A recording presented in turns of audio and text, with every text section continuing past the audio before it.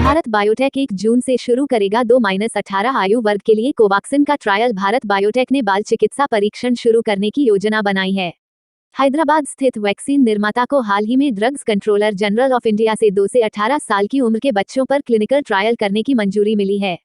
Bharat biotech ने 1 जून में अपने स्वदेश निर्मित कोविड-19 वैक्सीन कोवैक्सीन का बाल चिकित्सा परीक्षण शुरू करने की योजना बनाई है। हैदराबाद स्थित वैक्सीन निर्माता को हाल ही में drugs controller general of India से 2 से 18 साल की उम्र के बच्चों पर क्लिनिकल ट्रायल करने की मंजूरी मिली है। 22 मई को हैदराबाद में फिक्की लेडीज ऑर्गेनाइजेशन (FLO) की बैठक में बोलते हुए भारत बायोटेक के बिजनेस डेवलपमेंट और इंटरनेशनल एडवोकेसी के प्रमुख रचेश एला ने कहा कि ट्रायल 1 जून से शुरू होगा। WHO से मिल सकती है मंजूरी। मीडिया रिपोर्ट में एला ने कहा कि भारत बायोटेक को इस साल की तीसरी तिमाही में लाइसेंस मिल सकता है। एला ने आगे कहा कि भारत बायोटेक ने कोवैक्सीन के लिए विश्व स्वास्थ्य संगठन (WHO) से अनुमोदन प्राप्त करने की प्रक्रिया भी शुरू कर दी है। एला ने कहा कि अतीत में हमारे कुछ उत्पादों को उनकी मंजूरी मिल गई थी। हम तीसरी या चौथी तिमाही के अंत तक कोवैक्सीन के लिए अनुमोदन की उम्मीद कर रहे हैं। चल रही थी मांग। इससे पहले मई में एक विशेषज्ञ पैनल ने सिफारिश की थी कि 2-18 आयु वर्ग पर कोवैक्सीन के चरण 2/3 नैदानिक परीक्षण शुरू किए जाने चाहिए। संक्रमण की संभावित तीसरी लहर आने से पहले स्वास्थ्य विशेषज्ञ बच्चों के लिए प्रभावी और सुरक्षित खुराक की मांग कर रहे हैं। भारत ने अब तक कोविशील्ड, कोवैक्सीन और स्पुतनिक वी को मंजूरी दी है। कोवैक्सीन स्वदेशी रूप से भारत बायोटेक द्वारा भारतीय चिकित्सा अनुसंधान परिषद के सहयोग से विकसित किया गया है। WHO की सूची से कोवैक्सीन अभी भी बाहर विदेशों में आवाजाही पर पड़ सकता है। असर विश्व स्वास्थ्य संगठन WHO की इमरजेंसी यूज लिस्टिंग (EUL) में कोवैक्सीन शामिल नहीं। विदेश यात्रा करना मुश्किल होगा। नई दिल्ली। कोरोना संक्रमण को लेकर विदेशों में आवाजाही पर पाबंदी बरकरार है। कई देशों ने वैक्सीन लगा चुके लोगों को आने पर छूट दे दी है या इसकी तैयारी में हैं। मगर अभी तक भारत बायोटेक द्वारा तैयार कोवैक्सीन की दोनों डोज लेने वाले लोगों को फिलहाल अंतर्राष्ट्रीय यात्रा की छूट नहीं मिल सकी है। विश्व स्वास्थ्य संगठन की इमरजेंसी यूज लिस्टिंग। अंतर्राष्ट्रीय यात्राओं को लेकर कई देशों ने अपनी खुद की रेगुलेटरी अथॉरिटी बनाई है। इस अथॉरिटी द्वारा अप्रूव वैक्सीन लगाने वालों को एंट्री दी जा रही है। इसके अलावा विश्व स्वास्थ्य संगठन WHO की इमरजेंसी यूज लिस्टिंग (EUL) की तरफ से स्वीकृत की गई वैक्सीन को ही यात्रा की मंजूरी दी गई है। इस लिस्ट में Moderna, Pfizer, AstraZeneca, Johnson America और नीदरलैंड में सिनोफार्म BBIP और सीरम इंस्टीट्यूट ऑफ इंडिया की बनी हुई कोविशील्ड शामिल है। मगर कोवैक्सीन को लिस्ट में शामिल नहीं किया गया है। बायोटेक ने लिस्ट में शामिल होने की इच्छा जाहिर की। WHO की गाइडलाइंस के अनुसार भारत बायोटेक ने भी इस लिस्ट में शामिल होने की इच्छा जाहिर की है। मगर WHO इसे लेकर अधिक जानकारी मांग रहा है। इसके लिए एक प्री सबमिशन मीटिंग मई-जून में रखी गई है। इसके बाद फर्म की तरफ से डोजियर सबमिट किया जाएगा। इसकी समीक्षा करने के बाद ही WHO की तरफ से वैक्सीन को मान्यता मिल सकती है। बताया जा रहा है कि इस प्रक्रिया में कुछ समय लग सकता है। Read more. कम हुए कोरोना के नए केस तो भाजपा ने लगाए केजरीवाल सरकार पर यह आरोप। जल्द खत्म हो सकता है लॉकडाउन। विदेश यात्रा करना मुमकिन नहीं। विशेषज्ञों का कहना है कि अब अगर कोई वैक्सीन EUL की सूची में शामिल नहीं है तो ऐसे में विदेश यात्रा करना कठिन हो जाएगा। इस कारण लोगों को परेशानी का सामना करना पड़ सकता है। कोवैक्सीन को लेकर अभी अन्य देशों की भी स्वीकृति लेने बाकी है। ऐसे में कोवैक्सीन लगाने वालों के लिए अभी विदेश यात्रा करना मुमकिन नहीं होगा। देश में कोरोना वायरस की 2 वैक्सीनों में से एक यानी कोविशील्ड की 2 खुराकों के बीच के अंतर को बढ़ा दिया गया, जबकि कोवैक्सीन में ऐसा नहीं किया गया। आखिर इसकी क्या वजह हो सकती है? केंद्र सरकार ने शुक्रवार को इस बात की जानकारी दी। बीते 16 जनवरी से देश में शुरू हुए कोरोना टीकाकरण अभियान के बाद से कोविशील्ड की 2 खुराकों के बीच के अंतर को 2 बार बढ़ाए जाने के बाद से यह विषय विवाद का मुद्दा बनता जा रहा था।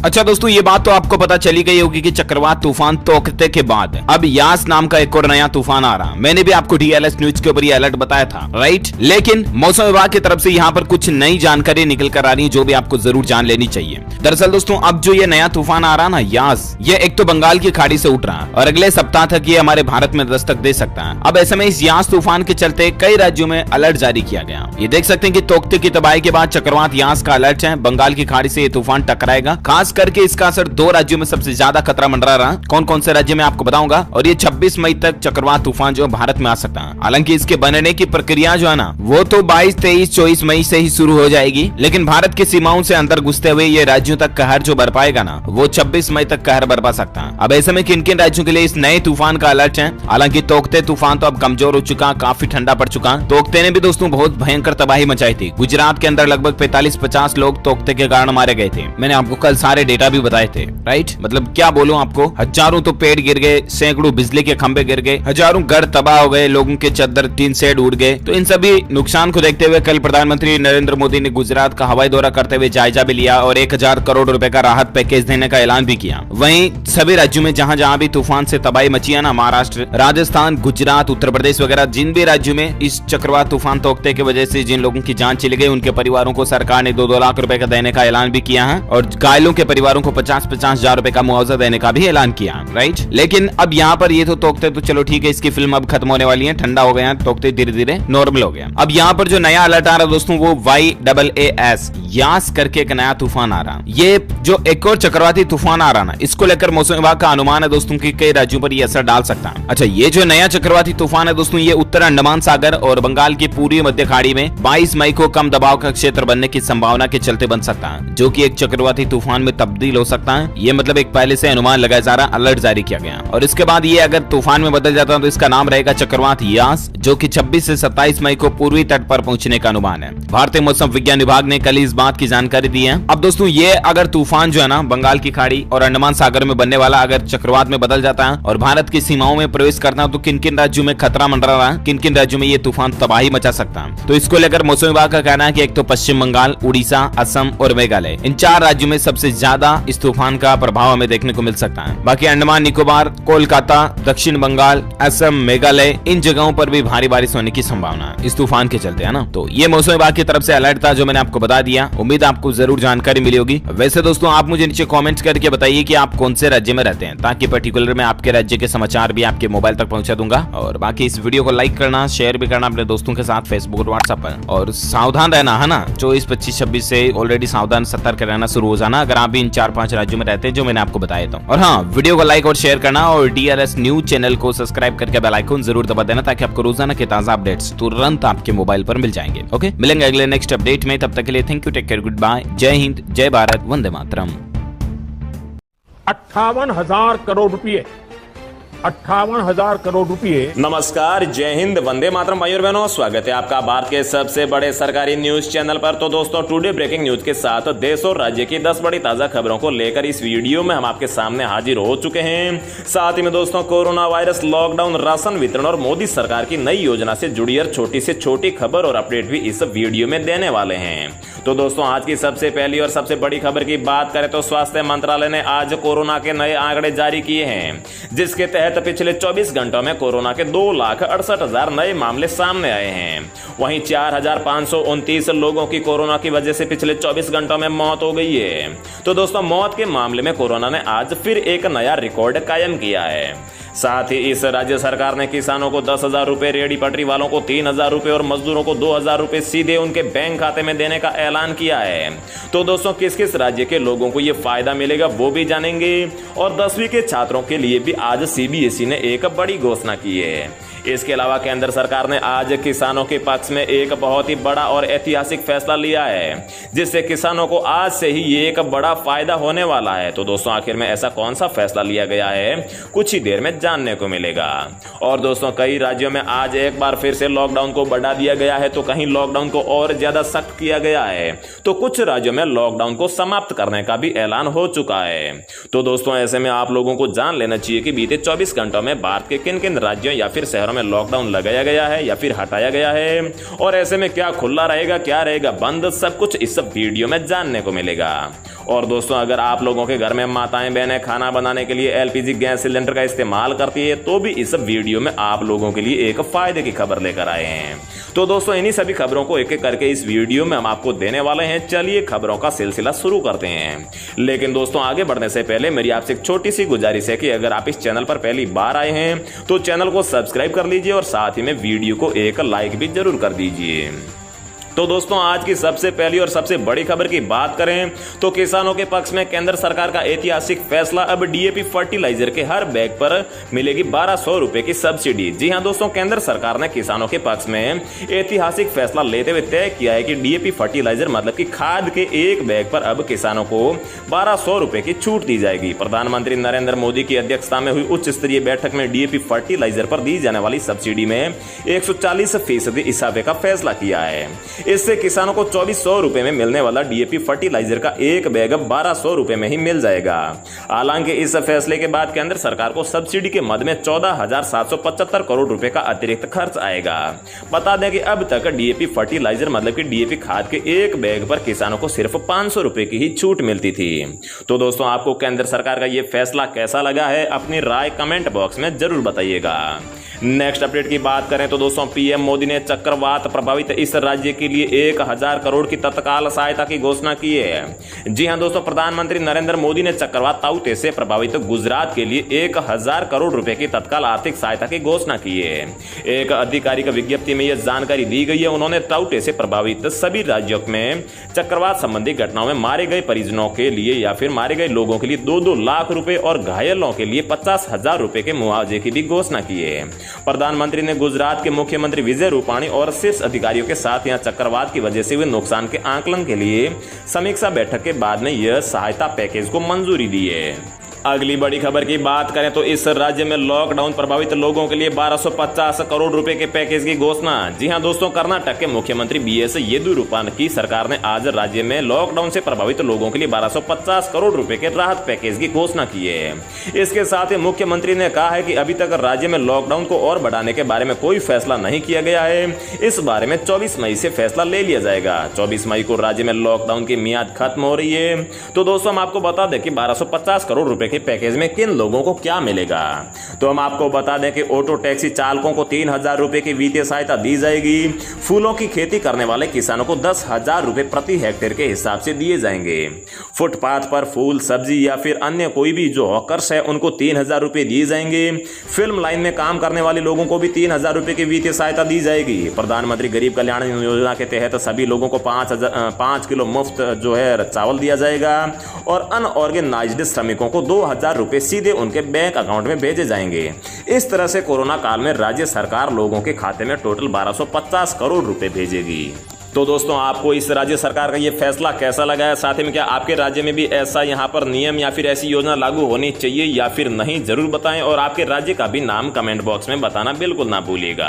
नेक्स्ट अपडेट की बात करें तो सीएम अशोक गहलोत का बड़ा फैसला, राजस्थान में महामारी घोषित हुआ ब्लैक फंगस। जी हाँ दोस्तों, गहलोत सरकार ने इसका ऐलान करते हुए कहा है कि ब्लैक फंगस अब खतरनाक रूप लेता जा रहा है और कई राज्यों में तेजी से फैल रहा है, इसलिए इस पर अधिक ध्यान देने की आवश्यकता है।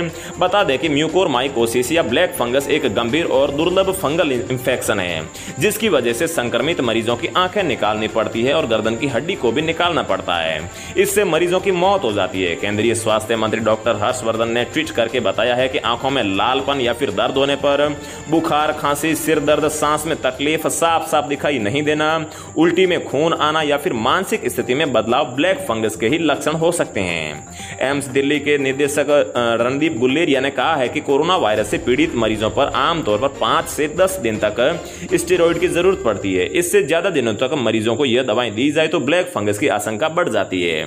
मतलब कि ब्लैक फंगस उन्हीं लोगों को हो रहा है जिन लोगों को कोरोना हुआ था और कोरोना के दौरान जिन लोगों को स्टेरॉइड ज्यादा मात्रा में दी जाती है उन्हें ही यहां पर ब्लैक फंगस का खतरा है। अगली खबर की बात करें तो खेत तालाब योजना में किसानों का ऑनलाइन रजिस्ट्रेशन हुआ शुरू, मिलेंगे ये बड़े लाभ। जी हां दोस्तों, उत्तर प्रदेश के कृषि विभाग की ओर से चलाई जा रही खेत तालाब योजना का लाभ लेने के इच्छुक किसानों का 18 मई से रजिस्ट्रेशन शुरू हो चुका है। किसान अपने खेत पर सरकार से कुल लागत का 50% सरकारी अनुदान लेकर तालाब बनवा सकते हैं। सबसे पहले यह योजना बुंदेलखंड में शुरू की गई थी। मतलब कि अगर आप कोई खेत में तालाब बनवाते हैं जो लगभग 7 लाख में बनता है तो उसकी आधी मतलब कि 3.5 लाख रुपए आपको सरकार सब्सिडी दे देगी। लखनऊ मंडल के कृषि उप निवेशक सीपी श्रीवास्तव ने बताया कि खेत में ऐसे बनाए तालाब में बारिश का पानी एकत्रित होता है, साथ ही जमीन के नीचे से प्राकृतिक पानी के स्रोत भी फूटते हैं। ऐसे तालाब में किसान सिंगाड़ा बो सकते हैं, मछली पालन कर सकते हैं, साथ ही अपने खेतों की सिंचाई भी कर सकते हैं, पशुओं के लिए पानी का इंतजाम भी कर सकते हैं। ऐसे तालाब के चारों ओर वृक्षारोपण भी किया जा सकता है। अगली खबर की बात करें तो इस सरकारी योजना से हर महीने बैंक खाते में आएंगे 5,000 रुपए। आज ही करें आवेदन। जी हां दोस्तों, हम सभी अपने परिवार की आजीविका के लिए दिन रात मेहनत करते हैं, लेकिन क्या कभी आपने सोचा है कि जब हम वृद्धावस्था में पहुंच जाएंगे और हमारा शरीर काम करने के काबिल नहीं होगा तब क्या होगा? नौकरी तो होगी नहीं, तब हमें अपने रोजाना के खर्चों के लिए पैसे कहां से मिलेंगे? इसका एक आसान सा रास्ता है सरकार की अटल पेंशन योजना। इस योजना का लाभ भारत का हर वो नागरिक ले सकता है जो इनकम टैक्स नहीं भरता है, मतलब कि जिसकी कमाई इनकम टैक्स स्लैब से बाहर है। इससे पहले असंगठित क्षेत्र को पेंशन से जुड़ी किसी स्कीम का लाभ नहीं मिलता था और अटल पेंशन योजना के तहत निवेश करने पर आपको रिटायर होने के बाद हर महीने पेंशन मिलती है। आप जितनी जल्दी अटल पेंशन योजना से जुड़ेंगे उतना ही अधिक आपको फायदा होगा। अगर कोई व्यक्ति 18 साल की उम्र में अटल पेंशन योजना से जुड़ता है तो उसे हर महीने 210 रुपए का निवेश करना होगा और रिटायर होने के बाद में 60 साल की उम्र से आपको हर महीने 5,000 रुपए मासिक पेंशन मिलेगी। इस योजना के तहत आवेदन करने के लिए आप पोस्ट ऑफिस या फिर बैंक में जाकर खाता खुलवा सकते हैं। अगली खबर की बात करें तो जवान लड़के लड़कियों के लिए या फिर बॉयफ्रेंड गर्लफ्रेंड के लिए आज एक नया नियम आया है। लिव इन रिलेशनशिप नैतिक सामाजिक रूप से अस्वीकार्य, पंजाब हाई कोर्ट ने दिया है आदेश। जी हां दोस्तों, पंजाब और हरियाणा उच्च न्यायालय ने सुरक्षा की मांग करने वाले एक प्रेमी जोड़े द्वारा दायर याचिका को खारिज करते हुए कहा है कि लिव इन रिलेशनशिप नैतिक और सामाजिक रूप से अस्वीकार्य है। याचिकाकर्ता गुलजा कुमारी और साथ ही गुरविंदर सिंह ने याचिका में कहा है कि वे एक साथ रह रहे हैं और जल्दी शादी करना चाहते हैं। उन्होंने कुमारी के माता पिता से अपनी जान को खतरा होने की आशंका जताई थी। न्यायमूर्ति एच.एस. मदान ने अपने 11 मई के आदेश में कहा है कि वास्तव में याचिकाकर्ता याचिका दायर करने के आड़ में अपने लिव इन रिलेशनशिप पर अनुमोदन की मुहर की मांग कर रहे हैं, जो नैतिक और असामाजिक रूप से स्वीकार्य नहीं है। याचिका में कोई सुरक्षा आदेश पारित नहीं किया जा सकता, तदनुसार जो है याचिका उसे खारिज कर दी गई है। कहने का मतलब यह है कि दोस्तों, लिव इन रिलेशनशिप को भारत में यहाँ पर कोई भी स्थान नहीं दिया गया है। इसे यहाँ पर समाज में और साथ ही में कानून में भी अस्वीकार्य कहा गया है। अगली खबर की बात करें तो दोस्तों, खेत तालाब योजना में किसानों का ऑनलाइन रजिस्ट्रेशन हुआ शुरू, मिलेंगे ये बड़े लाभ। जी हां दोस्तों, उत्तर प्रदेश के कृषि विभाग की ओर से चलाई जा रही खेत तालाब योजना का लाभ लेने के इच्छुक किसानों का 18 मई से रजिस्ट्रेशन शुरू हो चुका है। किसान अपने खेत पर सरकार से कुल लागत का 50% सरकारी अनुदान लेकर तालाब बनवा सकते हैं। इससे पहले ये योजना बुंदेलखंड में शुरुआत की गई थी। तो दोस्तों, हम आपको बता दें कि अगर आप अपने खेत में तालाब बनवाना चाहते हैं जिसकी लागत 10 लाख रुपए है तो उसका जो 5 लाख रुपए है, मतलब कि 50% है, वो आपको सरकार देगी। लखनऊ मंडल के कृषि उप निवेशक श्री श्रीवास्तव ने बताया है कि खेत में बने ऐसे तालाब में बारिश का पानी एकत्रित होता है, साथ ही जमीन के नीचे से पानी के प्राकृतिक स्रोत भी फूटते हैं। ऐसे तालाब में किसान सिंगाड़ा बो सकते हैं, मछली पालन भी कर सकते हैं, साथ ही अपने खेत की सिंचाई भी कर सकते हैं, पशुओं के लिए पानी का इंतजाम भी कर सकते हैं। ऐसे तालाब के चारों ओर वृक्षारोपण भी किया जा सकता है। तो दोस्तों, उत्तर प्रदेश के लोग इस योजना का तहत आवेदन करके फायदा ले सकते हैं। तो दोस्तों, रोजाना ऐसी खबरें पाते रहने के लिए चैनल को सब्सक्राइब करके बेल आइकन प्रेस कर लीजिए। जय हिंद, वंदे मातरम। आज रात 12 बजे से पूरे देश में, ध्यान से सुनिए, पूरे देश में। हेलो दोस्तों, नमस्कार। स्वागत है आप सभी का दिन भर के ताज़ा तरीन खबरों को लेकर। दोस्तों, देश भर की पूरी खबर को लेकर हम आपके सामने हाजिर हो चुके हैं। पूरी देश की खबर यहाँ पे हम आपको बताएंगे। आरबीआई ने एक और बैंक पर लगाया जुर्माना, क्या है पूरी खबर, इसका ग्राहकों पर क्या होगा असर, हम आपको बताएंगे। इसके साथ साथ दोस्तों, टैक्स पेयर्स के लिए बहुत ही काम की खबर आ रही है। इसके साथ साथ दोस्तों, भारत में कोरोना वैक्सीन की डोज में गैप बढ़ा है, क्या है पूरी खबर, हम आपको बताएंगे। तो चलिए शुरू करते हैं सभी खबरों को विस्तार से। तो सबसे पहले मैं आपको बता दूं, जो आपकी सबसे महत्वपूर्ण खबर है वह है पूरे पिछले 24 घंटे में कोरोना के आंकड़ों को लेकर। तो दोस्तों मैं आपको बता दूं, पिछले 24 घंटे में 2.67 लाख नए केस आए हैं। लेकिन अगर हम बात करते हैं इसमें मौत के आंकड़े को, तो 4,529 मरीजों ने अपनी जान भी गंवाई है। उसके साथ साथ दोस्तों मैं आपको बता दूं, भारत में कोरोना वैक्सीन की डोज में गैप बढ़ा। आइए जानते हैं दूसरे देशों में वैक्सीन के क्या हैं नियम। तो भारत में लोगों को सबसे ज़्यादा कोविशील्ड वैक्सीन की डोज लग रही है। पहले लोग खुश थे कि 1 महीने से 2 महीने में उन्हें कोरोना वैक्सीन की दोनों डोज लग जाएंगी।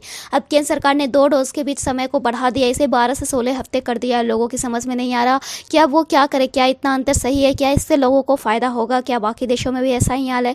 तो आइए जानते हैं कि किस देश में किस वैक्सीन के डोज के बीच कितना अंतर है। तो दोस्तों मैं आपको बता दूं, कोविशील्ड की अगर बात करते हैं तो भारत में केंद्र सरकार ने कोविशील्ड के 2 डोज के बीच के अंतर को बढ़ाकर 12 से 16 हफ्ते कर दिया, यानी 3 से 4 महीने। वहीं आपको मैं बता दूं, अगर बात करते हैं कि यूके की, तो यूके में कोविशील्ड वैक्सीन की डोज में अंतर बढ़ाया गया है। तो आप जानकर हैरान होंगे कि ब्रिटेन पिछले साल दिसंबर में ही इस वैक्सीन की डोज के बीच गैप बढ़ाकर 12 हफ्ते कर दिया था। लेकिन B1617 कोरोना वेरिएंट के आने के बाद मची तबाही से डरकर 2 डोज के गैप को घटाकर 8 हफ्ते उसने कर दिया। वहीं ब्रिटेन में बात करें तो बायोएनटेक की कोरोना वैक्सीन के दोनों डोज में 12 हफ्ते का अंतर रखा था। अगर कोवैक्सीन की बात करते हैं तो भारत सरकार ने इस वैक्सीन के डोज के बीच अंतर बढ़ाने की फिलहाल कोई बात नहीं की है। कोवैक्सीन के 2 डोज के बीच 4 से 6 हफ्ते का ही अंतर है। हालांकि हो सकता है कि भविष्य में इस वैक्सीन के डोज को लेकर तय किए गए अंतर को बढ़ाया जाए। यह निर्भर करता है वैक्सीन की उत्पादन क्षमता और कोरोना वेरिएंट के बढ़ते असर पर। कोवैक्सीन को भारत बायोटेक इंटरनेशनल लिमिटेड ने बनाया है। स्पुतनिक 5 की बात करें तो रूस से आई कोरोना वैक्सीन स्पुतनिक 5 वैक्सीन को बनाने वाली संस्था गामेलिया रिसर्च सेंटर ने कहा है कि फिलहाल स्पुतनिक वैक्सीन के 2 डोज के बीच 3 हफ्ते का गैप है। वहीं दोस्तों मैं आपको बता दूं, अगली जो खबर आ रही है वह आ रही है आरबीआई की ओर से। रिजर्व बैंक ऑफ इंडिया ने एक और सहकारी बैंक पर जुर्माना लगाया है। आरबीआई ने महाराष्ट्र के प्रियदर्शनी महिला नगरी सहकारी बैंक पर 1 लाख रुपए का जुर्माना लगाया। रिजर्व बैंक ने यह जुर्माना सुपरवाइजरी एक्शन फ्रेमवर्क के तहत जारी किए गए कुछ निर्देशों का पालन नहीं करने की वजह से लगाया है। अगर बात करते हैं इसका ग्राहकों पर असर के, तो मैं आपको बता दूं, रिजर्व बैंक की इस कार्रवाई का इसके ग्राहकों पर कोई असर पड़ेगा, तो इसका जवाब है नहीं। इस फैसले से बैंक के ग्राहकों पर किसी तरह का कोई असर नहीं होगा। आरबीआई ने ग्राहकों को मिलने वाली सुविधा पर किसी तरह की रोक नहीं लगाई है। वही दोस्तों मैं आपको बता दूं, टैक्स पेयर्स के लिए ध्यान देने वाली खबर है। कोरोना महामारी की दूसरी लहर को देखते हुए इनकम टैक्स डिपार्टमेंट ने हाल ही में टैक्स पेयर को राहत पहुंचाने के लिए कुछ टाइमलाइन को आगे बढ़ा दिया था। टैक्स पेयर और टैक्स सलाहकारों की अपील के बाद central board of direct taxes ने पिछली बार कई डेडलाइंस को 30 अप्रैल 2021 तक बढ़ा दिया गया था। वहीं दोस्तों मैं आपको बता दूं, अगली जो खबर आ रही है वह आ रही है, बड़ी खबर है, रेमडेसिविर को कोरोना मरीजों के इलाज से हटाने पर हो रहा है विचार, क्योंकि यह असरदार नहीं है। जी हां दोस्तों, देश में कोरोना वायरस महामारी की दूसरी लहर का अभी थमा नहीं है। कुछ दिनों से कोरोना के नए केस लगातार कम हो रहे हैं। इसके बावजूद बीमारी से मरने वालों का आंकड़ा कम होने का नाम नहीं ले रहा है, जिसे लेकर रेमडेसिविर को कोरोना मरीजों के इलाज से हटाने पर विचार किया जा रहा है, क्योंकि यह असरदार होने की बात नहीं की जा रही, इसमें असरदार होने के कोई सबूत नहीं मिले हैं। तो फिलहाल इस वीडियो में इतना ही। ऐसे ही खबरों के लिए बने रहिए हमारे इस वीडियो के साथ। Bye and thanks for watching this video. जब जरूरी हो तभी बाहर निकले, कोविड अनुशासन का पूरा पालन करें।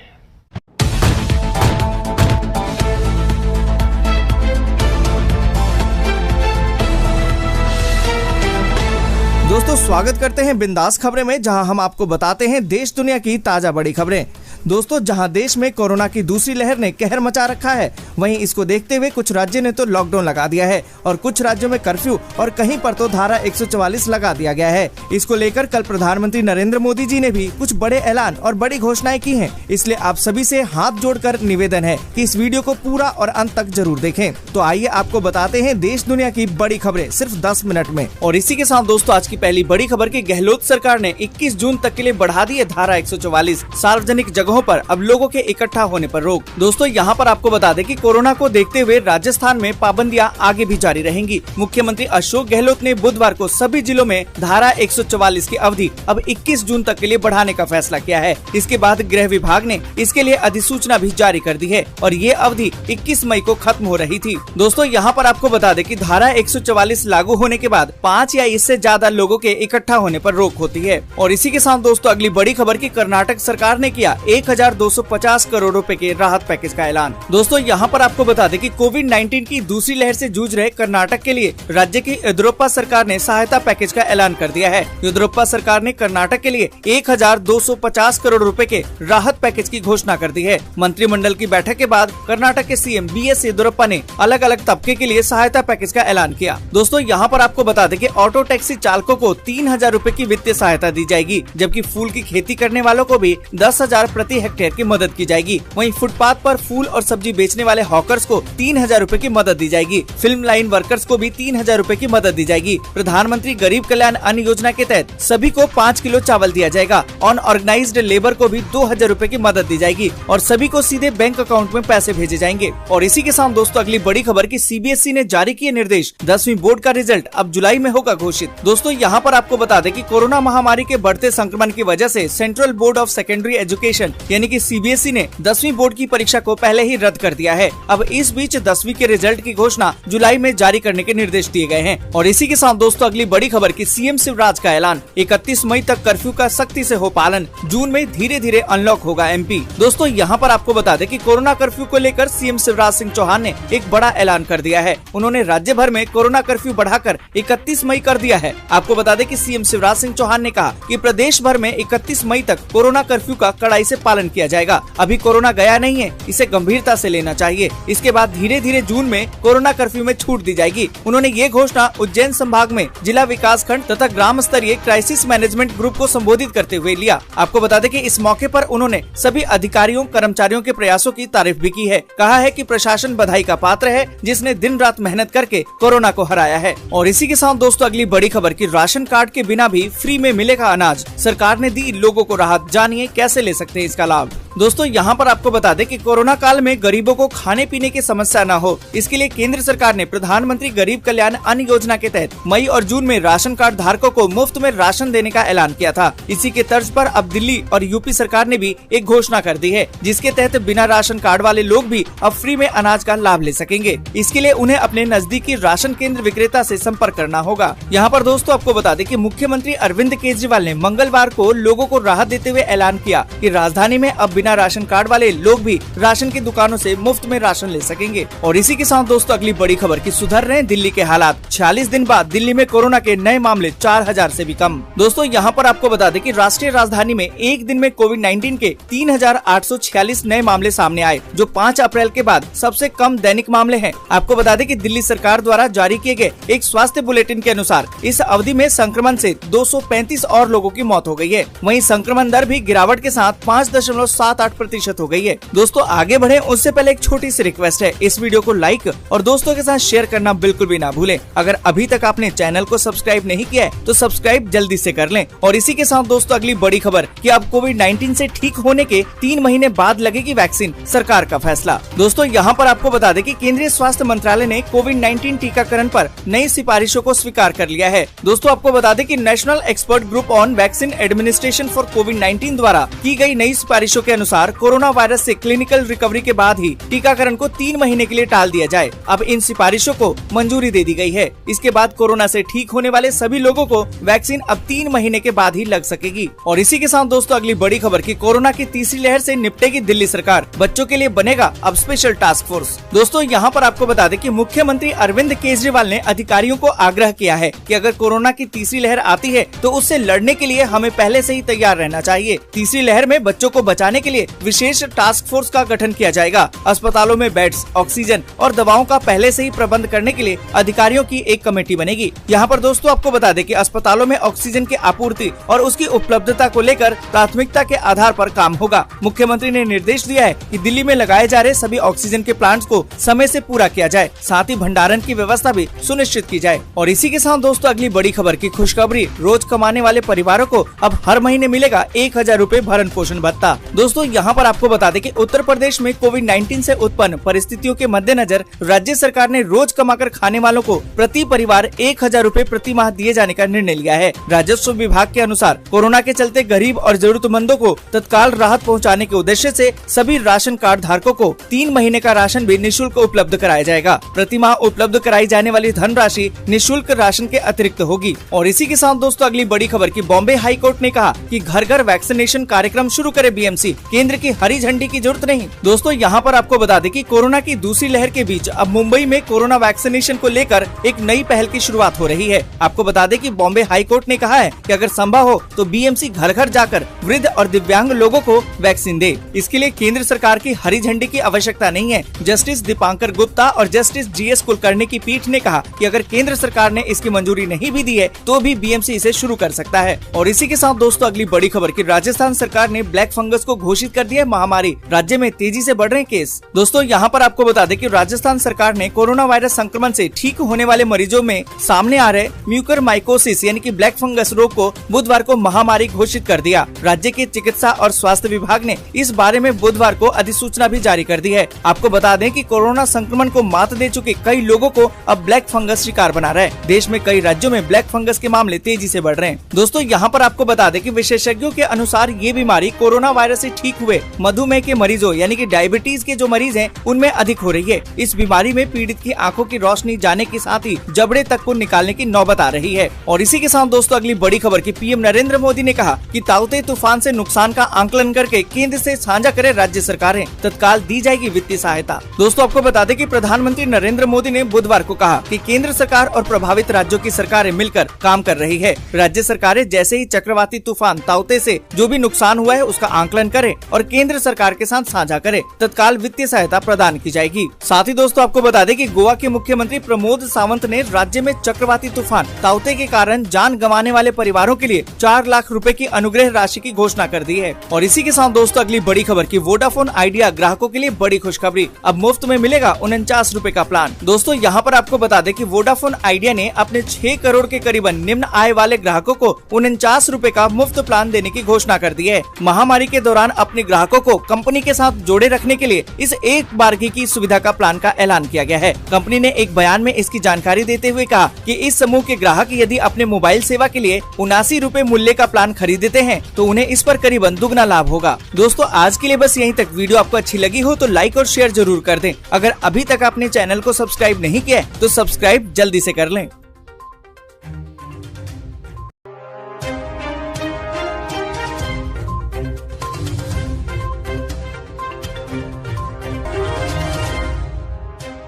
नमस्कार दोस्तों, एक बार फिर आपका स्वागत करते हैं ब्राइट फैक्ट्स में, जहां हम आपके लिए हर दिन लेकर आते हैं देश और दुनिया की 50 सबसे बड़ी खबरें। दोस्तों आज देश से बहुत बड़ी बड़ी खबरें निकल कर आ रही हैं जो आपके लिए जानना बेहद जरूरी है, तो इस वीडियो को शुरू से लेकर आखिर तक जरूर देखिएगा। तो आइए बिना देरी शुरू करते हैं आज की खबरों का सिलसिला और जानते हैं देश की 50 बड़ी खबरें सिर्फ 10 मिनट में। भारत में कोरोना से मौत के टूटे सारे रिकॉर्ड, पहली बार हुई एक दिन में 4,529 लोगों की मौतें और मिले 24 घंटे में 2,67,000 नए मामले। गुजरात में कल ताउते तूफान ने मचाई तबाही, 16,000 से ज्यादा घर हुए तबाह, 45 से ज्यादा लोगों की हुई मौत। तूफान पर पीएम नरेंद्र मोदी ने किया 1,000 करोड़ रुपए की मदद का ऐलान, तूफान में मारे गए लोगों के परिवारों को मिलेगा 2-2 लाख का मुआवजा। उज्जैन में 31 मई तक बढ़ गया लॉकडाउन, सीएम की रिव्यू मीटिंग के बाद लिया गया फैसला। किसान आंदोलन में भी कोरोना ने दी दस्तक, 5 किसानों की हुई मौत और मिले कोरोना पॉजिटिव। दिल्ली सरकार का ऐलान, कोरोना से अनाथ हुए बच्चों को 25 साल की उम्र तक मिलेगी हर महीने 2,500 रुपए की पेंशन और मुफ्त शिक्षा। कोरोना के बीच योगी सरकार का बड़ा ऐलान, अब गरीबों और जरूरतमंदों को 3 महीने तक मिलेगा मुफ्त राशन। Xiaomi अपने ग्राहकों को देगी 2 महीने की अतिरिक्त वारंटी, लॉकडाउन के चलते कंपनी ने लिया फैसला। ICICI बैंक ग्राहक अब ATM कार्ड के बिना ही निकाल सकेंगे पैसे। यूपी के कोरोना अस्पताल में सफाई के बहाने मरीजों के मोबाइल चुराने वाले 3 लोग किए गए गिरफ्तार। चक्रवाती तूफान ताउते के बाद एक और नए चक्रवात की आहट ने उड़ाई सरकार की नींद, 23 से 24 मई के आसपास बंगाल की खाड़ी में आएगा तूफान। कल दिल्ली, राजस्थान, उत्तर प्रदेश और मध्य प्रदेश में दिखा ताउते तूफान का असर, हुई जमकर बारिश। तेजी से पिघल रहा है बर्फ का पहाड़, पूरे विश्व में तबाही की आशंका, कुछ सालों में बांग्लादेश मालदीव के डूबने का पैदा हुआ खतरा। गाजियाबाद में युवक की पीट पीट कर हत्या, 4 बच्चों की मां से था प्रेम प्रसंग। कोरोना के बाद अब राजस्थान में ब्लैक फंगस की गई महामारी घोषित, मिले 100 से ज्यादा मामले। राम रहीम ने सरकार से की अपील, कहा 21 दिन के लिए जेल से आना चाहता है बाहर। पाकिस्तान के नए राष्ट्रीय सुरक्षा सलाहकार के रूप में मोइद यूसुफ को किया गया नियुक्त। कोरोना के खिलाफ लड़ाई में आगे आया इसरो, बनाया स्वदेशी ऑक्सीजन कंसंट्रेटर। चीन से दोस्ती बढ़ा रहा ईरान, 25 साल के लिए किया $400 अरब का महासमझौता। लॉन्च हुआ जबरदस्त फीचर्स वाला लैपटॉप इंटेल अवीटा, कीमत 18,000 से भी कम। चीन ने एक बार फिर LAC पर शुरू की हलचल, चीनी सैनिक पाए गए अभ्यास करते हुए। पड़ोसी देश नेपाल में महसूस हुए भूकंप के भारी झटके, स्केल पर 5.8 रिएक्टर, मापी गई तीव्रता। 21 करोड़ की हेरोइन के साथ केन्याई महिला एयरपोर्ट से की गई गिरफ्तार। रूस और चीन से 5 गुना ज्यादा कोरोना वैक्सीन दान करेगा अमेरिका, बिडेन ने की घोषणा। 290 अंक गिरकर 50,000 के नीचे बंद हुआ सेंसेक्स। दिल्ली में लॉकडाउन की वजह से बैंड बाजे वालों के सामने आया रोजी रोटी का संकट, आज नेताओं के घर के बाहर बैंड बजा बजा कर करेंगे प्रदर्शन। गुजरात में ताउते तूफान से हजारों घरों को हुआ भारी नुकसान, पीएम मोदी ने किया हवाई सर्वे। 18 से 44 साल वाले 10 लाख लोगों को टीका लगाने वाला पहला राज्य बना राजस्थान। उत्तर प्रदेश में शादी और अन्य समारोह में अब एक समय में सिर्फ 25 ही लोग हो सकेंगे शामिल। महंगा पड़ा हमास को इजरायल से टक्कर लेना, गाजा में नर्क बनी जिंदगी, बमबारी से तबाह हुई सभी सुविधाएं। 809 रुपए वाला LPG गैस सिलेंडर मिलेगा सिर्फ 9 रुपए में, पेटीएम ने शुरू किया ऑफर। कार ड्राइवर ने सिगरेट पीते हुए निकाला सैनिटाइजर तो लग गई आग, चंद मिनटों में जल गई कार। और केंद्र सरकार की व्हाट्सएप को चेतावनी, कहा नई प्राइवेसी पॉलिसी वापस ले वरना करेंगे सख्त कार्रवाई। साथ ही उत्तराखंड में लॉकडाउन से परेशान व्यापारियों ने हाथ में थाली कटोरा लेकर किया प्रदर्शन। चीन में अचानक हिलने लगी गगनचुंबी इमारत, डरकर भागने लगे लोग, वीडियो हुआ वायरल।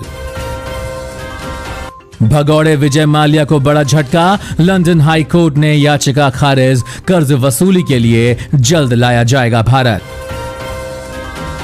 और घर में हुआ झगड़ा, हाई टेंशन पर चढ़ गया युवक, किया जमकर हंगामा।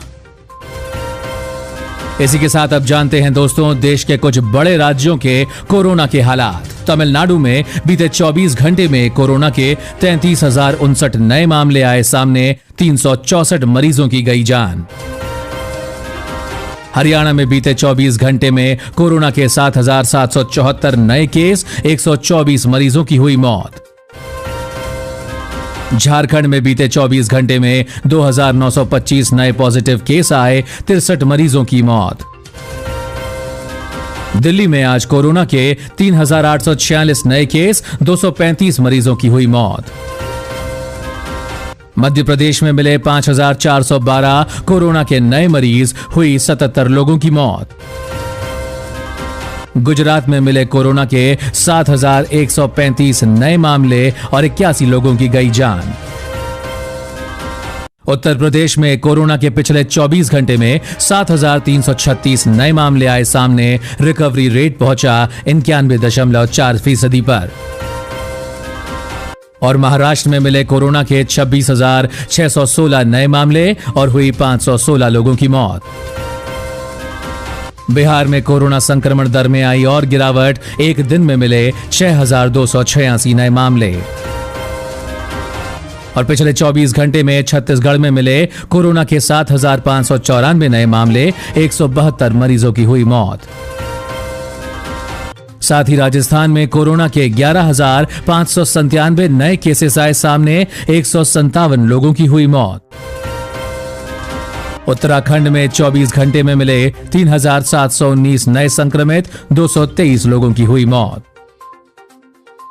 और इसी के साथ दोस्तों आज की खबरों में बस इतना ही। अगर आपको भी ये खबरें पसंद आई तो इस वीडियो को एक लाइक जरूर करें, साथ ही अपने फ्रेंड्स एंड फैमिली के साथ इसे शेयर भी जरूर करें। वीडियो अच्छा लगा तो वीडियो के बारे में कमेंट करके हमें जरूर बताएं आपको कैसी खबरें पसंद आई, आप किस प्रकार की खबरें हमारे साथ और देखना चाहेंगे, अपने सुझाव भेजें। इसी के साथ अगर आप ऐसी ही खबरें अपने मोबाइल फोन पर हर रोज देखना चाहते हैं तो बस हमारे चैनल ब्राइट फैक्ट्स को सब्सक्राइब कीजिए। सब्सक्राइब करने के लिए नीचे दिए गए इस लाल बटन को दबाएं, साथ ही साथ में दिए गए इस बेल आइकन को दबाकर ऑल पर क्लिक करना ना भूलें, ताकि आपको हमारी सभी खबरें आपके मोबाइल पर लगातार समय पर मिलती रहे। हर गरीब का जो सपना है अपने भावी पीढ़ी के लिए, मेरी सरकार का भी वही सपना है जो मेरे हर गरीब के भावी पीढ़ी के लिए सपना। केंद्र सरकार की पहल से गरीबों के सपने पूरे हो रहे हैं।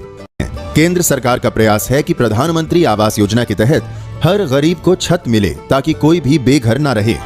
नमस्कार, स्वागत है आपका भारत के सबसे बड़े सरकारी न्यूज चैनल पर। दोस्तों टुडे ब्रेकिंग न्यूज के साथ देश एवं राज्यों की 10 बड़ी ताजी और महत्वपूर्ण खबर लेकर आपके पास हाजिर हो चुके हैं। सभी खबरें सिलेक्टेड एवं काम की खबरें हैं, इसीलिए भाइयों और बहनों आपसे हाथ जोड़कर प्रार्थना है वीडियो को शुरू से लेकर लास्ट तक जरूर देखिए। लॉकडाउन को लेकर आ गई सबसे बड़ी खबर, साथ में कोरोना महाबीमारी को लेकर आई 5 बड़ी खुशखबरियां आज की तारीख में। आधार कार्ड है तो 10,000 रुपए खाते में मिलना आज से सरकार ने कर दिया शुरू। जी हां, मोदी सरकार ने आज आकर देश को किया संबोधित। देश में हो गए बड़े बदलाव, संपूर्ण जानकारी सरकार ने इन खाता धारकों को, आधार कार्ड वालों को भेजना शुरू कर दिया। आज से 10-10 हजार रुपए सीधे बैंक खाते में कंप्यूटर के एक क्लिक से सरकार ने कहा सभी के खाते में मिलेंगे अब 10-10 हजार रुपए। इस लॉकडाउन के घड़ी में सरकार ने किया आर्थिक मदद, अब गरीबों को होगी मदद। जी हां, उसी के साथ आधार कार्ड वालों को मिलेगा 10-10 हजार रुपए। कैसे मिलेगा,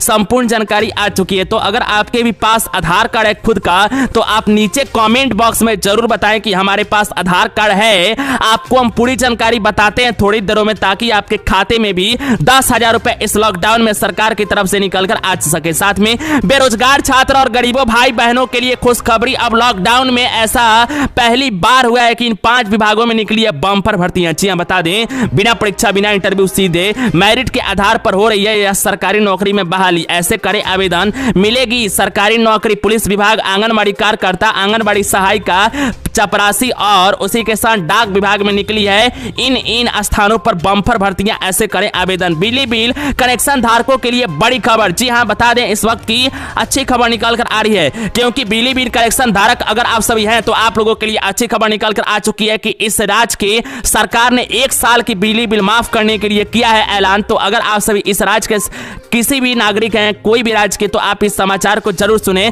टोल फ्री नंबर जारी करके राज्यवासियों को मुख्यमंत्री ने किया ऐलान। इस नंबर पर करें मिस कॉल, हो जाएगी बिजली बिल चुटकियों में माफ। जी हां, आपको बताएंगे इसकी भी जानकारी। तो अगर आपके घरों में, जी हां, अगर आपके भी घरों में बिजली बिल कनेक्शन है तो सब कुछ जानेंगे इस समाचार में। वीडियो में लास्ट तक बने रहे, पूरी जानकारी थोड़ी देरों में। साथ में मोदी सरकार की तरफ से बड़ी ऐलान निकलकर आ चुकी है। आज से यह 5 चीजों को कर दिया गया बंद। जी हां, जिसका इस्तेमाल आप कई दिनों से लगातार करते आ रहे थे, लेकिन आज माननीय प्रधानमंत्री ने ऐलान करते हुए, घोषणा करते हुए बड़ी जानकारी दिया है। कहा है कि इन 5 चीजों को किया जा रहा है पूरे भारतवर्ष में बंद। तो अगर आप सभी इन 5 चीजों का इस्तेमाल करते थे तो पूरी जानकारी आ चुकी है कौन कौन सी यह 5 चीजें हैं, जिसका नाम भी बताएंगे और साथ साथ इसके पूरी जानकारी और संपूर्ण तरीके से बताई जाएगी। तो सरकार ने क्या कहा है और कौन कौन सी 5 चीजें जो बंद कर दी गई है, इसकी संपूर्ण जानकारी थोड़ी देरों में वीडियो में लास्ट तक जरूर बने रहें। साथ में अगर आप भी, जी हां, अगर आपके भी पास Aadhaar card, PAN card, ration card, voter ID card और इन तीनों में से कोई एक कार्ड है तो आप लोगों के लिए जरूरी सूचना, सिर्फ 5 दिन बचे हैं इस काम को करने में, वरना सरकार की तरफ से सीधा सीधा Aadhaar card, PAN card, ration card कर दिया जाएगा। जी हां, आपके यह सभी कार्ड रखे रह जाएंगे। तो अभी अभी सरकार की तरफ से ऐलान करते हुए पूरे देश भर में कर दिया गया यह नया नियम लागू और गाइडलाइन। जी हां, आपको बता दें कि अगर आप सभी भारत के देशवासी हैं और आपको इसको पालन तो जरूर करना करना होगा। तो कौन कौन से नए गाइडलाइन और नियम Aadhaar card, PAN card, ration card वालों को आज से निभानी होगी, इसकी संपूर्ण जानकारी आ चुकी है। सभी जानकारी आप लोगों को मिलेगी आज के इस सरल और साधारण वीडियो में। तो वीडियो में लास्ट तक जरूर बने रहें। संपूर्ण जानकारी सरल और साधारण शब्दों में आपको बताएंगे ताकि समझने में और भी आसानी हो। तो पूरी जानकारी थोड़ी देरों में। साथ में रसोई गैस सिलेंडर वालों के लिए बड़ी खबर। रसोई गैस सिलेंडर को लेकर हो गया बड़ा बदलाव देश में। जी हां, बड़ा बदलाव, बड़े नियम लगा दिया गया है पूरे देश भर में। यह गाइडलाइन के साथ रसोई गैस सिलेंडर वालों को अब पालन करना होगा। इसके मुताबिक अगर आपके भी घरों में रसोई गैस सिलेंडर है तो एजेंसी वाले यह बात को नहीं बताएंगे, जो बात आज सरकार ने बड़ी घोषणा करके बताया है। तो आपको बता दें कि सुबह सुबह आज की ताजी खबर में बताई गई है, सरकार की तरफ से वो जानकारी आपको देंगे, क्योंकि रसोई गैस सिलेंडर धारकों के लिए सरकार ने कुछ अहम बदलाव किए हैं और गाइडलाइन के साथ नए नए नियम दिए गए हैं। तो इसकी भी जानकारी आप लोगों को मिलेगी। तो इस समय की बड़ी खबर आ चुकी है रसोई गैस सिलेंडर को लेकर। तो क्या है खबर? अगर आपके भी घरों में है रसोई गैस सिलेंडर तो इस खबर में बने रहें। पूरी जानकारी सरल और साधारण शब्दों में थोड़ी देरों में लास्ट तक जरूर बने रहें। साथ में अगर आपके भी पास राशन कार्ड है तो प्रधानमंत्री ने किया घोषणा, मोदी सरकार ने कर दिया राशन कार्ड पर बड़ा बदलाव। जी हाँ, बता दें कि अगर आपके भी पास राशन कार्ड है, आप राशन लेते हैं, कोई भी एक व्यक्ति पर 5 किलो राशन फ्री में दिया जा रहा है इस वक्त 2 महीने के लिए लॉकडाउन के अंतर्गत। तो अगर आप भी राशन कार्ड रखे हुए हैं तो आप लोगों के लिए बड़ी खबर निकल कर आ चुकी है। नरेंद्र मोदी ने आकर सीधे यहां पर घोषणा किया है, एक ऐसी गाइडलाइन निकाल दिया है जिसमें बड़े बदलाव कर दिए गए हैं। तो आपको बता दें कि पूरी जानकारी इस समाचार के अंतर्गत आपको मिलेगी। ब्रेकिंग न्यूज, ताजी खबर, मुख्य समाचार। प्रधानमंत्री नरेंद्र मोदी ने किया राशन कार्ड के लिए बड़ी घोषणा, नया नियम जारी। पूरी जानकारी, संपूर्ण जानकारी थोड़ी देरों में। वीडियो में अंतिम तक जरूर बने रहें। साथ में अगर आप सभी अनपढ़ हैं, 5वीं पास, 8वीं पास, 10वीं पास, 12वीं पास, ग्रेजुएशन पास छात्र छात्राएं हैं, बेरोजगार हैं, आप लोगों के लिए सरकारी नौकरी के लिए सरकार ने लिया अहम फैसला। इस लॉकडाउन में भी निकाल कर आई 8 विभागों में बम्पर भर्तियां, जैसे कि आंगनबाड़ी कार्यकर्ता, आंगनबाड़ी सहायिका, सुपरवाइजर, डाक विभाग भर्ती। जी हां, स्टेट बैंक ऑफ इंडिया में भर्ती, रेलवे भर्ती और डाकिया की भर्ती। जी हां, आंगनबाड़ी कार्यकर्ता के साथ भारतीय डाकिया की भर्ती या पुलिस भर्ती, सारे विभागों में निकली है। इन पदों पर आवेदन करने के लिए होगी लास्ट तारीख इस तारीख को। तो कैसे करेंगे आवेदन? अगर आप सभी अनपढ़ हैं, 5वीं पास, 8वीं पास, 10वीं पास, 12वीं पास, ग्रेजुएशन पास या पोस्ट ग्रेजुएट हैं, तो पूरी जानकारी आप लोग देखें। संपूर्ण जानकारी थोड़ी देरों में। इनमें कोई ऐसे यहां पर विभाग निकाल कर आ रहे हैं जिसमें बिना परीक्षा, बिना इंटरव्यू, सीधे मेरिट के आधार पर भी हो रही है बहाली। इसकी भी जानकारी, पूरी जानकारी थोड़ी देरों में। तो वीडियो में लास्ट तक जरूर बने रहें। साथ में 10 ऐसे सरकारी बैंकों में खाता। तो अभी की आई सबसे बड़ी ब्रेकिंग न्यूज, बड़ी खबर। जी हां, 10 ऐसे सरकारी बैंकों में खाता। तो सरकारी बैंक की तरफ से सरकार ने बदल दिए यह सारे नियम। पुराने नियम हो गए बंद। सरकारी बैंक में जल्दी करे, पैसा है तो निकाल दें, वरना पैसे भी हो जाएंगे बर्बाद और खत्म। क्योंकि एप्लीकेशन के अंतर्गत सरकार ने इन 5 एप्लीकेशनों को अपने मोबाइल में नहीं डाउनलोड करने के लिए कहा है। तो सरकारी बैंक में कौन कौन से बैंक हैं जो यह जानकारी अलर्ट अपने ग्राहकों को दिए हैं, इसकी संपूर्ण जानकारी निकल कर आ चुकी है। तो थोड़ी देरों में आपको इसकी भी जानकारी मिलेगी। तो दोस्तों और भाइयों बहनों, आज के समाचार में हम आपको इन्हीं सभी महत्वपूर्ण खबरों की जानकारी एक एक करके विस्तार में देने वाले हैं। चैनल पे नए आए हैं, चैनल को सब्सक्राइब करें, पास में हुए घंटे के निशान को दबाकर इस वीडियो को लाइक अपने दोस्तों में जरूर शेयर करें। दोस्तों, हमारे चैनल पर गिवअवे यानी कि महाप्रतियोगिता चिकन कंपटीशन चल रही है, जिसके अंतर्गत आप सभी सैमसंग ओप्पो के स्मार्टफोन बिल्कुल फ्री में आप सभी जीतेंगे चैनल की तरफ से। इसके लिए आपको एक सरल सा क्वेश्चन का जवाब देना होता है। दोस्तों, आज का प्रश्न आप सभी जरूर बताएं कि जी आप किस राज्य से इस समाचार, इस वीडियो को, इस मुख्य समाचार को देख रहे हैं। नीचे कमेंट बॉक्स में अपने राज्य का नाम बताएं। आप सभी को जरूर इसमें पार्टिसिपेट होना है और आपको रैंडमली सिलेक्ट करके आपको उपहार दिया जाएगा। तो आप सभी टेंशन ना लें। चलिए बताते हैं आज की मुख्य समाचार पूरी विस्तार में। राशन कार्ड ना होने वाले पात्रों को भी 3 महीने तक फ्री राशन देगी उत्तर प्रदेश सरकार। जी हां, शासनादेश जारी। आपको बता दें कि राज्य सरकार ने कोरोना महामारी के यहां पर परिस्थितियों को देखते हुए गरीबों को और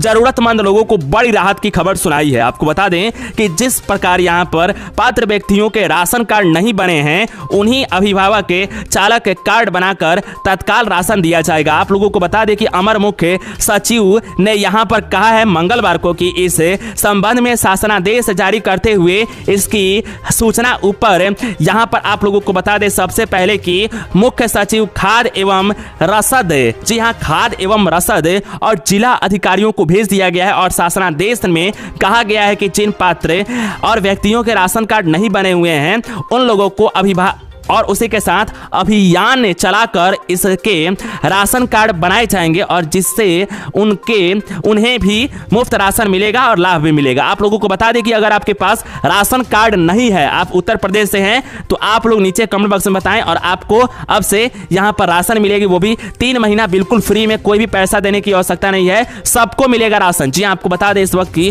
ब्रेकिंग न्यूज ताजी खबर मुख्य समाचार निकल कर आ चुकी है। शासनादेश ने कहा कि राशन कार्ड धारकों को जून, जुलाई और अगस्त का राशन मुफ्त में दिया जाएगा। केंद्र सरकार द्वारा जारी किए गए दिशा निर्देश के अनुसार मुफ्त में राशन दिया जाएगा। मुफ्त में राशन देने के लिए वित्त विभाग एवं खाद्य और रसद विभाग के तरफ से आपको बता दें कि पूर्ण में ही यहां पर अतिरिक्त बजट आवंटन किया गया है और वित्तीय वर्ष 2021-22 में यहां पर आप लोगों को बता दें कि बड़ी खबर ब्रेकिंग न्यूज सामने निकल कर आ चुकी है कि वितरण प्रणाली के अंतर्गत इस प्रक्रिया के संबंध में विस्तृत और दिशा निर्देश खाद्य एवं रसद विभाग द्वारा अलग से जारी किया जाएगा। इसको लेकर बड़ी खबर। तो भाइयों बहनों, अगर आप सभी के पास राशन कार्ड नहीं है, टेंशन लेने की आवश्यकता नहीं है, 3 महीने तक राशन बिल्कुल फ्री में यूपी सरकार आप लोगों को देगी। चलिए बढ़ते हैं अगली खबर विस्तार में जान लेने के लिए। अपनी बेटिया की उज्जवल भविष्य के लिए इस योजना में करें निवेश, उच्च शिक्षा और शादी में मिलेगी मदद। जी हां, आपको बता दें कि अगर आप अपनी बेटियों की उच्च शिक्षा देखना चाहते हैं, शादी अच्छे घर में करना चाहते हैं, उसकी मदद चाहिए, तो आपकी बेटी के उज्जवल भविष्य के लिए इस योजना में आपको करना होगा निवेश। जी हां, तो आपको बताएंगे। सबसे पहले बता दें कि भारतीय डाक के विभाग के वेबसाइट के अनुसार न्यूनतम 250 रुपए की राशि इस खाते में खुलवाया जा सकता है। आप लोगों को बता दें, जैन कोई भी यानी कि बकायल जैन कोई भी व्यक्ति इस स्कीम 1 साल तक न्यूनतम 250 रुपए से लेकर अधिकतम 1.5 लाख रुपए तक निवेश कर सकता है। उसी के साथ आपको बता दें कि एक्सपर्ट इस बात पर जोर डालते हैं कि हमें कोई उम्र से ही यानी नौकरी की शुरुआत के साथ ही बचत और निवेश की आदत डालनी शुरू कर देनी चाहिए। उसको लेकर खबर निकल कर आ रही है कि आप अपनी बेटियों की अगर उज्जवल भविष्य देखना चाहते हैं तो आप इस योजना में जरूर पार्टिसिपेट करें और अपनी बेटियों की उज्जवल भविष्य कराएं। तो दोस्तों और भाइयों बहनों, आज के समाचार में इतना ही। नए आए हैं तो चैनल को जरूर सब्सक्राइब करें, इस वीडियो को लाइक अपने दोस्तों में जरूर शेयर करें। मिलते हैं नई वीडियो में। जय हिंद, वंदे मातरम। इस वक्त की बड़ी खबर की सारी परीक्षाएं रद्द कर दी गई हैं। बड़ी खबर आपको बता दें कि 10वीं बोर्ड की परीक्षाएं हो चुकी हैं रद्द। कोरोना का खतरा लगातार मंडराता हुआ नजर आ रहा है और एहतियातन के तौर पर कई बड़े कदम उठाए जा रहे हैं। इस बीच एक बड़ा फैसला 12वीं बोर्ड की पर लिया गया है। 10वीं बोर्ड और 12वीं बोर्ड की परीक्षाओं को रद्द करने का कोरोना के मद्देनजर। मैं चाहूंगा ये बड़ी खबर है कि प्रधानमंत्री नरेंद्र मोदी ने एचआरडी मिनिस्टर निशंक के साथ बैठक की। कोरोना जो महामारी है इसमें किस तरह से परीक्षा होगी, क्योंकि चाहे शिक्षक हो या शिक्षार्थी हो, दोनों की जान का खतरा है। प्रधानमंत्री इसको समझे और ये रास्ता तय किया गया कि 10वीं और 12वीं की परीक्षा है उसको रद्द कर दिया जाए। निश्चित तौर पर एक कई बड़े फैसले लिए जा रहे हैं और स्टूडेंट्स के लिहाज से बहुत ज्यादा इंपॉर्टेंट भी हो जाए।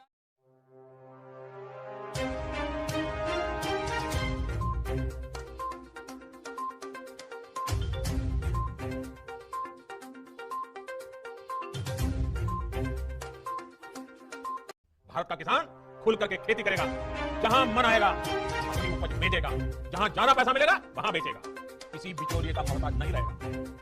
नमस्कार, जय हिंद, वंदे मातरम सभी किसान भाइयों का। जी हां सभी किसान भाइयों, आपको बता दें कि आप सभी किसान भाइयों के लिए एक बड़ी खुशखबरी निकल के आ चुकी है, क्योंकि हमारे देश के प्रधानमंत्री जी ने खुद लाइव आकर एक बड़ा ऐलान कर दिया है उन सभी किसान भाइयों के लिए। जी हां, उन सभी किसान भाई जो भी किसान भाई 8वीं किस्त का इंतजार कर रहे थे, उन सभी किसान भाइयों के लिए एक बड़ी खुशखबरी निकल के आ चुकी है, क्योंकि सभी किसान भाइयों के खाते में पीएम किसान सम्मान निधि 2,000 रुपए की राशि जाना शुरू हो चुका है। तो दोस्तों, अभी तक आप सभी किसान भाइयों के खाते में 2,000 रुपए की राशि नहीं आई है, तो आपको यह पैसा कैसे मिलेगा और अब कौन सा काम करना होगा, इसी के बारे में आज की इस वीडियो में हम आप सभी किसान भाइयों को बताने वाले हैं। वही साथ में उन सभी किसान भाइयों को बता दें कि जिनका नाम पीएम किसान सम्मान निधि में रजिस्टर हो चुका है, दोस्तों बता दें कि 4 लाख से अधिक किसानों का नाम लिस्ट से हटा दिया गया है। तो दोस्तों, अब का भी नाम कहीं इस लिस्ट में तो नहीं है, इसके बारे में आज के इस वीडियो में बताएंगे और साथ में बताएंगे कि अगर आपके खाते में 8वीं किस्त आ चुकी है तो आप कैसे चेक कर सकते हैं, इसकी भी संपूर्ण जानकारी देंगे। तो आप लोग इस वीडियो में बिना काटे भगाए अंत तक जरूर बने रहेगा। उन सभी किसान भाइयों को बता दें कि बजट 2021 में एक नई घोषणा निकल के आ चुकी है। जी हाँ दोस्तों, बता दें कि बजट में जी हाँ मोदी सरकार ने कहा डाला है कि उन सभी किसान भाइयों को खाद का भी पैसा दिया जाएगा। तो यह खाद का पैसा आप सभी किसान भाइयों को कब से मिलने वाला है, इसके लिए आपको कौन कौन से डॉक्यूमेंट जमा करना होगा, इसकी हम संपूर्ण जानकारी देंगे। तो आप लोग इस वीडियो में बिना काटे भगाए अंत तक जरूर बने रहिएगा। वही साथ में उन सभी किसान भाइयों को बता दें कि 4 लाख से अधिक किसान भाइयों का नाम लिस्ट से हटा दिया गया है। जी हाँ दोस्तों, बता दें कि मोदी सरकार ने एक बड़ी पहल चालू की है, जिसके अंतर्गत आपको बता दें कि साल में 3 बार आप सभी किसान भाइयों को 2-2 हजार रुपए की राशि आपके खाते में देती है, यानी 6,000 रुपए सालाना आप सभी किसान भाइयों को मिलता है। तो दोस्तों बता दें कि मोदी सरकार ने कहा डाला है कि जी हाँ दोस्तों, आप सभी किसान भाइयों के खाते में भेजे जाएंगे 8वीं किस्त 2,000 रुपए की राशि और साथ में खाद का भी पैसा दिया जाएगा उन सभी किसान भाइयों को लिए। तो दोस्तों आपको यह पैसा कब से मिलेगा, इसकी हम संपूर्ण जानकारी देने वाले हैं। तो आप सभी किसान भाइयों, आप हमें नीचे कमेंट करके बताएंगे कि अभी तक आप लोगों को 8वीं किस्त का पैसा मिला है कि नहीं मिला है, और साथ में जो मोदी सरकार ने 7वीं किस्त यानी 7 किस्त का पैसा उन सभी किसान भाइयों के खाते में भेज दिए। तो आप सभी किसान भाइयों को कौन सा किस्त का पैसा नहीं मिला है, आप हमें नीचे जरूर कमेंट कर दीजिएगा। वही बता दें कि मोदी सरकार की तरफ से एक बड़ी घोषणा निकल के आ चुकी है, तो इसके ही बारे में आज की इस वीडियो में हम आपको सभी किसान भाइयों को बताने वाले हैं। उससे पहले आप सभी किसान भाइयों, आप हमें नीचे कमेंट करके बताएं कि आप किस गांव या राज्य से इस वीडियो को देख रहे हैं और अभी तक आप सभी को पैसा मिला है कि नहीं, कमेंट जरूर कर दीजिएगा। उससे पहले अभी तक आप सभी किसान भाई इस वीडियो को लाइक नहीं किया है तो वीडियो को जरूर लाइक कर दीजिएगा। चैनल को सब्सक्राइब नहीं किया है तो लाल बटन में चैनल को आप जरूर सब्सक्राइब करके बगल में एक बेल वाला घंटा होगा उसे दबाकर आप लोग ऑन जरूर कर लीजिएगा, ताकि सरकार की तरफ से पीएम किसान सम्मान निधि योजना की तरफ से जो भी खबर जुड़ी निकल कर आती है, सरकारी न्यूज निकल कर आता है, आपको हम संपूर्ण जानकारी देते हैं। वही दोस्तों बता दें कि जी हाँ दोस्तों, बता दें कि 1 अप्रैल से 31 अप्रैल तक मोदी सरकार आप सभी किसान भाइयों को इस साल की पहली किस्त यानी 8वीं किस्त देने वाली है। और साथ में दोस्तों बता दें कि 1 अगस्त से लेकर 30 नवंबर तक मोदी सरकार दूसरी किस्त देती है, और साथ में बता दें कि 1 दिसंबर से लेकर 31 मार्च के बीच यानी तीसरी किस्त आप सभी किसान भाइयों को इस साल की मिलने वाली है। तो दोस्तों अगर आप भी लेना चाहते हैं और अभी तक आप लोगों ने पीएम किसान सम्मान निधि योजना अप्लाई नहीं किया है, और आप अगर अपना लिस्ट में नाम चेक करना चाहते हैं कि आपका लिस्ट में नाम कटा है कि नहीं कटा है और अभी तक आप सभी को पैसा आया है कि नहीं, तो दोस्तों बता दें कि पीएम किसान सम्मान निधि योजना के आप वेबसाइट पर जाकर जी हाँ pmkisan.gov.in पर जाकर चेक कर सकते हैं कि आपके खाते में जी हाँ पैसे आए हैं कि नहीं आए हैं। तो दोस्तों वेबसाइट पर जाकर फार्मर जी हाँ कॉर्नर पर आप जाकर चेक कर सकते हैं। दोस्तों बता दें कि जी हाँ दोस्तों बता दें, अगर आपकी जमीन जी हाँ और आपका भी लिस्ट में नाम जुड़वाना चाहते हैं, मोदी सरकार की तरफ से पैसा लेना चाहते हैं, तो आप सभी किसान भाइयों बता दें कि मेरे यूट्यूब चैनल के माध्यम से 25,000 से अधिक लोग इस योजना का लाभ ले चुके हैं। तो दोस्तों अगर आप भी लेना चाहते हैं मोदी सरकार की तरफ से, तो दोस्तों अगर आपके मोबाइल में व्हाट्सएप या फेसबुक हुआ तो आप लोग इस वीडियो को शेयर कर दीजिएगा 10 लोग के पास। जैसे ही 10 लोग के पास शेयर करते मेरे कंप्यूटर सिम का जैसे आपका शुभ नाम अंकित हो जाएगा। जी हाँ नमस्कार दोस्तों, स्वागत है आपका दिन भर की बड़ी खबरों में। जी हाँ दोस्तों, बड़ी खबर है पंजाब से। पंजाब में गहराया सियासी संकट, कांग्रेस पार्टी के नेताओं के खिलाफ एक्शन से गिरे मुख्यमंत्री कैप्टन अमरिंदर सिंह। मुख्यमंत्री के खिलाफ हुई बगावत है। तो वहीं पर अगली बड़ी खबर में हम आपको बताएंगे कि कोरोना महामारी के बीच एक्शन में मोदी सरकार, ऑक्सीजन सिलेंडर की कालाबाजारी करने वालों के ऊपर एक्शन है। दिल्ली, उत्तर प्रदेश और हरियाणा समेत कई जगह ताबड़तोड़ गिरफ्तारियां। तो वहीं पर अगली बड़ी खबर में हम आपको बताएंगे कि टोल किट मामला भारतीय जनता पार्टी को पड़ा भारी। टोल किट केस में संबित पात्रा व भारतीय जनता पार्टी के उपाध्यक्ष रमन सिंह के खिलाफ छत्तीसगढ़ में दर्ज हुआ मुकदमा। एनएसयूआई ने की थी शिकायत। तो वहीं पर अगली बड़ी खबर में हम आपको बताएंगे कि कांग्रेस पार्टी के नेताओं ने टोल किट मामले में लताड़ा स्मृति ईरानी को। कांग्रेस पार्टी के नेता ने स्मृति ईरानी को बताया स्टूपिड आंटी। स्मृति ईरानी ने राहुल गांधी से कहा कि इन्हें कुछ सिखाओ ताकि कांग्रेस पार्टी प्रगति कर पाए। तो वहीं पर अगली बड़ी खबर में हम आपको बताएंगे बताएंगे कि बिहार सरकार की कोरोना प्रबंधन की खुली पहल है। कोरोना संकट नहीं मिली ऑक्सीजन, उत्तर दरभंगा के अस्पताल में तड़प तड़प कर महिला ने तोड़ा दम। वीडियो सोशल मीडिया के ऊपर हुआ वायरल। बिहार की भाजपा गठबंधन सरकार की खुली पहल है। तो वहीं पर अगली बड़ी खबर में हम आपको बताएंगे कि भारतीय जनता पार्टी के राज्यसभा सांसद व बिहार के पूर्व उप मुख्यमंत्री सुशील मोदी ने याद दिलाई लालू यादव की बेटी मीसा भारती को MBBS की डिग्री। तो भड़क गई लालू की बेटी, सुशील मोदी को बताया लूचा व नीच इंसान। जी हां दोस्तों, एक एक करके आपको सभी खबरें विस्तार से बताएंगे। उससे पहले दोस्तों, अगर आप भी चाहते हैं कि देश भर के अंदर EVM मशीन के ऊपर प्रतिबंध लगे और देश भर के अंदर पंचायत चुनाव से लेकर विधानसभा चुनाव और लोकसभा चुनाव बैलेट पेपर से हो, तो आप इस वीडियो को लाइक करें और कमेंट बॉक्स में EVM बैन लिखकर अपना बहुमूल्य समर्थन जरूर दें, ताकि देश भर के अंदर EVM के ऊपर पूर्णतः प्रतिबंध लगाया जा सके। आज की पहली बड़ी खबर है पंजाब से। जी हां दोस्तों, पंजाब में गहराया सियासी संकट। कांग्रेस पार्टी के नेताओं के खिलाफ एक्शन से गिरे मुख्यमंत्री कैप्टन अमरिंदर सिंह। मुख्यमंत्री अमरिंदर सिंह के खिलाफ पंजाब में हुई बगावत है। जी हां दोस्तों, आपको बता दें कि पंजाब में कांग्रेस पार्टी के बीच जारी कलह लगातार बढ़ती जा रही है। चंडीगढ़ में पंजाब के कैबिनेट मंत्री चरणजीत सिंह चन्नी के आवास पर 5 मंत्रियों व 7 विधायकों और एक राज्यसभा सांसद प्रताप सिंह बाजवा ने एक सीक्रेट मीटिंग की है। इस दौरान पूरी स्थिति को लेकर चर्चा की गई है कि पंजाब में मुख्यमंत्री कैप्टन अमरिंदर सिंह को कैसे हटाया जाए। इस मीटिंग को गुप्त रखने की कोशिश की गई, लेकिन मीडिया को जानकारी मिल गई कि पंजाब कांग्रेस पार्टी के नेताओं के नाराजगी के चलते एक गुप्त मीटिंग चल रही है और जिसके अंदर यह डिस्कस किया जा रहा है कि पंजाब के मुख्यमंत्री को कैसे हटाया जाए। आपको बता दें दोस्तों कि चरणजीत सिंह चन्नी वही मंत्री है जिसके ऊपर 2 साल पहले एक IAS अफसर ने मीटू के आरोप लगाए थे और किसी तरह से चन्नी अपनी कुर्सी बचा सके थे, परंतु हाल ही के अंदर पंजाब महिला आयोग ने इस पूरे मामले को फिर से खोलने की तैयारी कर ली है। 2 साल पुराने मामले को लेकर पंजाब के मुख्यमंत्री कैप्टन अमरिंदर सिंह और उनकी सरकार से जवाब तलब किया है। इसी वजह से माना जा रहा है कि कैबिनेट मंत्री चरणजीत सिंह चन्नी के घर पर यह मीटिंग हुई और इस दौरान इस मीटिंग के अंदर पंजाब कांग्रेस पार्टी के कई विधायक और एक राज्यसभा सांसद शामिल हुए थे। आपको बता दें दोस्तों कि पंजाब कांग्रेस पार्टी 4 भागों के अंदर विभाजित हो गई है। एक भाग पंजाब के मुख्यमंत्री कैप्टन अमरिंदर सिंह का है, दूसरा धड़ा कॉमेडियन नवजोत सिंह सिद्धू का है, तीसरा धड़ा राज्यसभा सांसद प्रताप सिंह बाजवा का है और चौथा धड़ा पंजाब सरकार के कैबिनेट मंत्री चरणजीत सिंह चन्नी का है। और ये चारों धड़े अलग अलग दिशाओं के अंदर चल रहे हैं। अब देखना होगा कि क्या केंद्रीय नेतृत्व पंजाब के अंदर कांग्रेस पार्टी की सरकार को बचा पाएगा। आज की अगली बड़ी खबर है टूल किट मामले को लेकर। जी हां दोस्तों, टूल किट मामला भारतीय जनता पार्टी को पड़ा भारी।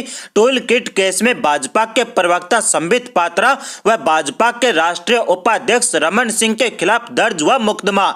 NSUI ने छत्तीसगढ़ में की थी शिकायत। जी हां दोस्तों, आपको बता दें कि टूल किट मामले में भारतीय जनता पार्टी के आरोपों पर पलटवार करते हुए कांग्रेस पार्टी ने छत्तीसगढ़ के पूर्व मुख्यमंत्री रमन सिंह और भाजपा के राष्ट्रीय प्रवक्ता संबित पात्रा के खिलाफ FIR दर्ज कराई है। यह FIR रायपुर के सिविल पुलिस थाने के अंदर छत्तीसगढ़ में NSUI के प्रदेश अध्यक्ष आकाश शर्मा ने कराई है। दरअसल कोरोना संकट के बीच राजनीतिक दलों में जुबानी जंग छिड़ी हुई है। भाजपा की ओर से प्रवक्ता संबित पात्रा ने कांग्रेस पार्टी के ऊपर आरोप लगाया है कि उनकी एक टूल किट के जरिए इस संकट के वक्त में प्रधानमंत्री नरेंद्र मोदी को बदनाम करने की साजिश चल रही है। कांग्रेस पार्टी ने इन आरोपों को झूठा करार दिया और संबित पात्रा के ऊपर FIR दर्ज करा दी है। छत्तीसगढ़ NSUI की तरफ से पूर्व मुख्यमंत्री रमन सिंह और बीजेपी प्रवक्ता संबित पात्रा के खिलाफ FIR दर्ज कराई गई है। आपको बता दें कि टूल किट मामले में NSUI के प्रदेश अध्यक्ष आकाश शर्मा ने छत्तीसगढ़ की राजधानी रायपुर के सिविल थाने के अंदर शिकायत दर्ज कराई है, जिसके बाद पुलिस ने शिकायत के आधार पर अब FIR दर्ज कर लिए और छत्तीसगढ़ पुलिस जल्दी ही दिल्ली के लिए रवाना होगी, जहां से संबित पात्रा को गिरफ्तार करके छत्तीसगढ़ लाया जाएगा। आपको बता दें दोस्तों कि FIR के अंदर IT रिसर्च सेल के लेटर लेटर हेड को जाली बताने और उसके ऊपर झूठी और मनगढ़ंत सामग्री इंटरनेट मीडिया के ऊपर साझा करने का आरोप लगाया है। साथ ही भाजपा के ऊपर आरोप लगा है कि भाजपा इस महामारी के दौरान दूसरे राजनीतिक दलों को बदनाम कर रही है और अपने कर्तव्यों का पालन न करते हुए मोदी सरकार लगातार झूठे तथ्यों के आधार पर अपनी नाकामियों को छिपाने की कोशिश कर रही है। आज की अगली बड़ी खबर है मोदी सरकार को लेकर। जी हां दोस्तों, कोरोना महामारी के बीच एक्शन में मोदी सरकार। ऑक्सीजन सिलेंडर की कालाबाजारी करने वालों के ऊपर एक्शन। दिल्ली, यूपी और हरियाणा में ताबड़तोड़ गिरफ्तारियां। जी हां दोस्तों, आपको बता दें कि कोरोना संकट के बीच कुछ लोग ऑक्सीजन सिलेंडर व दवाओं की कालाबाजारी करने से बाज नहीं आ रहे हैं। ऐसे में कल यानी बुधवार को पुलिस ने दिल्ली, हरियाणा और यूपी से इनकी कालाबाजारी में लिप्त कई लोगों को धर दबोचा। दिल्ली क्राइम ब्रांच ने जहां ऑक्सीजन सिलेंडर के नाम पर धोखाधड़ी करने वाले 4 लोगों को गिरफ्तार किया, तो वहीं पर हरियाणा पुलिस ने ऑक्सीजन व दवाओं की कालाबाजारी में शामिल 76 लोगों को गिरफ्तार किया है। यूपी में एसटीएफ ने 2 भाइयों को पकड़ा है। आपको बता दें दोस्तों कि दिल्ली क्राइम ब्रांच ने ऑक्सीजन सिलेंडर उपलब्ध कराने के नाम पर लोगों से ठगी करने वाले गिरोह का बुधवार को भंडाफोड़ किया। बिहार शरीफ और नालंदा के 4 लोगों को गिरफ्तार किया गया है। कोरोना महामारी के बीच ये लोग ऑक्सीजन सप्लाई देने के नाम पर पैसे इकट्ठा करके धोखाधड़ी करते थे। इनके पास से बैंक अकाउंट, एटीएम कार्ड और नकदी बरामद की गई है। अकाउंट से करीब 1 करोड़ का लेन देन हुआ है। हालांकि अब पुलिस ने उसे सीज कर दिया है और इन लोगों की सभी संपत्ति को जब्त किया जाएगा। ऑक्सीजन सिलेंडर के नाम पर ठगी करने वाले लोग छोटे चौधरी गैंग गिरोह के लोग हैं। आपको बता दें दोस्तों कि बिहार के नालंदा से इस गैंग के 4 सदस्य गिरफ्तार किए गए हैं। दिल्ली के कई व्यक्तियों सहित पूरे भारत के अंदर कई लोगों को इन्होंने ऑक्सीजन सिलेंडर उपलब्ध कराने के बहाने ठगी की है। इनके पास से 21 मोबाइल फोन, 22 सिम कार्ड जब्त किए गए। Laptop, Aadhaar card, voter ID card, bank account का भी पता चला है और पुलिस ने इनके बैंक अकाउंट को सीज कर लिया है और इनके ऊपर हत्या का मुकदमा दर्ज किया गया। आपको बता दें दोस्तों कि साथ ही पुलिस ने तैयारी कर ली है कि इनके ऊपर राष्ट्रद्रोह और एनएसए का भी मुकदमा दर्ज किया जाएगा। आज की अगली बड़ी खबर है बिहार से। जी दोस्तों, भाजपा के पूर्व उप मुख्यमंत्री व राज्यसभा सांसद सुशील मोदी ने याद दिलाई लालू यादव की बेटी मीसा भारती को एमबीबीएस की डिग्री, तो भड़क गई लालू यादव की बेटी। सुशील मोदी को बताया लुच्चा व नीच इंसान। जी हां दोस्तों, आपको बता दें कि बिहार में आरजेडी नेता तेजस्वी यादव के अपने सरकारी आवास में कोरोना केयर सेंटर खोले जाने के मामले ने तूल पकड़ लिया है। विरोधी इसे तेजस्वी की राजनीतिक नौटंकी बता रहे हैं, तो आरजेडी इसके जरिए सरकारी व्यवस्था के ऊपर निशाना साध रही है। इन सबके बीच लगातार लालू परिवार के ऊपर हमलावर रहने वाले बिहार के पूर्व उप मुख्यमंत्री सुशील मोदी और लालू यादव की बेटी रोहिणी आचार्य आमने सामने आ गए हैं। दरअसल सुशील मोदी ने तेजस्वी यादव की बहनों के ऊपर तंज कसा और पूछा कि उनकी 2 बहनें एमबीबीएस है, फिर कोरोना संक्रमण के दौरान उनकी सेवाएं क्यों नहीं ली गई। सुशील मोदी ने ट्वीट करते हुए लिखा कि तेजस्वी प्रसाद यादव को सरकारी आवास के बजाय अवैध तरीके से पटना में अर्जित दर्जनों मकानों में से किसी को कोरोना अस्पताल बनाना चाहिए था, जहां गरीबों का मुफ्त में इलाज होता। कांति देवी ने मंत्री बनने के बदले जो 2 मंजिला भवन तेजस्वी यादव को गिफ्ट किया था, उसमें या राबड़ी देवी के पास जो 10 फ्लैट बचे हैं उनके अंदर अस्पताल क्यों नहीं बनाया गया। आपको बता दें दोस्तों कि इतने नहीं, सुशील मोदी ने तेजस्वी यादव की बहनों के ऊपर भी तंज कसा और मोदी ने लिखा कि तेजस्वी यादव के परिवार में 2 बहनें एमबीबीएस डॉक्टर है और कोरोना संक्रमण के दौर में वे सेवाएं क्यों नहीं ली गई। यदि राजद नेतृत्व में गरीबों की सेवा करने के लिए तत्परता और गंभीरता होती तो अस्पताल शुरू करने से पहले सरकार से अनुमति ली जाती और उसके मानकों का पालन किया जाता। आपको बता दें दोस्तों कि इसके जवाब में सुशील मोदी के ट्वीट में आग बबूला हुई तेजस्वी यादव की बहन रोहिणी आचार्य ने सुशील मोदी को लुच्चा बताते हुए उनकी बहनों के ऊपर कटाक्ष किया। रोहिणी आचार्य ने सुशील मोदी को मुंह तोड़ने की धमकी देते हुए लिखा कि ई हाफ पैंट मोदी अपनी सर्जन चोरनी या कान कटनी, चावल लूटनी बहन के जैसा समझा है तेजस्वी की बहनों को। लुच्चा कहीं का अब हमारे नाम पे राजनीति चमकाना अपना मुंह तुड़वाएगा। जय हिंद दोस्तों, आप देख रहे हैं ताजा न्यूज। बात करते हैं अब तक की बड़ी खबरों की। 57 इस्लामिक देशों वाले ओआईसी की आपात बैठक, ईरान के कहने पर एकजुट हुए मुस्लिम देश, इजरायल को दी गई चेतावनी। जी हां, फिलिस्तीन के खिलाफ इजरायल के आक्रामक तेवर के बाद मुस्लिम देशों के संगठन ने इमरजेंसी बैठक बुलाई। 57 मुस्लिम देशों के विदेश मंत्री इस बैठक में शामिल हुए। बैठक में यरूशलेम में अल अक्सा मस्जिद में हुई हिंसा और फिलिस्तीन में इजरायली आक्रामकता को लेकर चर्चा हुई। इजरायल की घेराबंदी का प्लान। सऊदी अरब और तुर्की जैसे देशों के बयान बेहद तलख रहे हैं। सऊदी अरब ने दुनिया के देशों से अपील की है कि वो जल्द इजरायल की कार्रवाई पर रोक लगाएं। वहीं तुर्की ने बैठक में इजरायल का समर्थन करने वालों पर जमकर निशाना साधा। तुर्की के राष्ट्रपति ने पहले भी रूस के राष्ट्रपति पुतिन से इजरायल के खिलाफ कार्रवाई की मांग की थी। साफ तौर पर इस बैठक में इजरायल को घेरने का प्लान बनाया गया। इजरायल पर दबाव डालने की कोशिश हुई। दरअसल 57 मुस्लिम देशों के संगठन ऑर्गेनाइजेशन ऑफ इस्लामिक कॉर्पोरेशन यानी OIC इजरायल को घेरने के लिए उतावला हो रहा है। इजरायल के खिलाफ मुस्लिम देशों ने अंतर्राष्ट्रीय समर्थन जुटाने की कोशिश भी तेज कर दी है। इसके लिए तुर्की और सऊदी अरब जैसे मुल्कों ने तमाम मुस्लिम देशों से एकजुटता की अपील भी की। इस बैठक में पाकिस्तान, अफगानिस्तान, बांग्लादेश, सऊदी अरब, मिस्र, इंडोनेशिया, ईरान, इराक, तुर्की, मलेशिया और UAE जैसे देश शामिल रहे। लेकिन बड़ा सवाल यह है कि इन बैठकों से इजरायल हमास में जारी जंग पर कोई असर पड़ेगा। इजरायल के इतिहास को देखते हुए ये साफ समझा जा सकता है कि जो देश अकेले दम पर पूरे अरब देशों से लड़ने का मादा रखता हो, उन्हें हराने की ताकत रखता हो, उसके सामने हमास जैसे आतंकी संगठन कितनी देर टिक सकते हैं। इजरायल की मुश्किल यह है कि हमास रिहायशी इलाकों में ऑपरेट करता है और वो आम लोगों की आड़ में छुपकर हमले करता है। आमने सामने की लड़ाई की हिम्मत नहीं है, इसीलिए वो गुरिल्ला वॉरफेयर के जरिए इजरायल को परेशान कर रहा है। इजरायल नहीं चाहता कि इस युद्ध में फिलिस्तीन के आम नागरिकों को ज्यादा नुकसान पहुंचे, इसीलिए रिहायशी इलाकों के बीच भी वो टारगेटेड अटैक कर रहा है। सिर्फ उन ठिकानों को बर्बाद कर रहा है जिसके बारे में उसे पुख्ता जानकारी है कि उसमें हमास का ठिकाना है। आपको बता दें कि इस समय दुनिया दो हिस्सों में बढ़ती हुई दिखाई दे रही है। एक तरफ वो मुल्क हैं जो इजरायल के साथ खड़े हैं, तो दूसरी तरफ वो देश हैं जो कहने को तो इजरायल के खिलाफ हैं और फिलिस्तीन का समर्थन कर रहे हैं, लेकिन उनका मकसद कुछ और है। ऐसे ही दो मुल्क हैं चीन और अमेरिका, जो दरअसल इजरायल के बहाने एक दूसरे के खिलाफ घेराबंदी का प्लान तैयार कर रहे हैं। इजरायल और फिलिस्तीनियों के टकराव पर चीन और अमेरिका में लड़ाई शुरू हो गई है। ताजा रिपोर्ट की माने तो चीन ने अमेरिका पर मुसलमानों की पीड़ा को नजरअंदाज करने का आरोप लगाया है। चीन के विदेश मंत्रालय की प्रवक्ता ने बोला है कि अमेरिका ने संयुक्त राष्ट्र सुरक्षा परिषद में इजरायल और फिलिस्तीन के युद्ध पर होने वाली चर्चा में अड़चन पैदा की, जबकि वो खुद को मुस्लिमों का शुभ चिंतक होने का दावा करता रहता है। अमेरिका संयुक्त राष्ट्र में इजरायल के लिए कूटनीतिक ढाल बनकर सामने आ गया है और अमेरिका ने इजरायल द्वारा फिलिस्तीन पर हवाई हमलों को सही बताया है और जो बैठक 14 मई शुक्रवार को होनी थी उसे अमेरिका ने जानबूझकर टाल दिया है। जाहिर है कि जंग भले ही इजरायल और फिलिस्तीन के बीच छिड़ी हो, लेकिन इस जंग के बहाने एक बार फिर शीत युद्ध चीन और अमेरिका के बीच छिड़ चुका है। जैसे कि इजरायल और हमास की लड़ाई में पूरी दुनिया दो हिस्सों में बंट गई है, इससे तीसरे विश्व युद्ध जैसे हालात बनते नजर आ रहे हैं। इजरायल ने साफ कर दिया है कि वो इस लड़ाई को अंजाम तक पहुंचाकर ही दम लेगा और फिलिस्तीन हमास को इस दुनिया से ही मिटा देगा, जिन्होंने इजरायल पर 3000 से भी ज्यादा रॉकेट मारे हैं। जिहादी आतंकी संगठन से किसी समझौते की गुंजाइश नहीं है। बीते करीब हफ्ते भर से इजरायल और हमास के बीच जंग चल रही है। हमास की इतनी ताकत नहीं है कि वो इस जंग को लंबे समय तक खींच सके।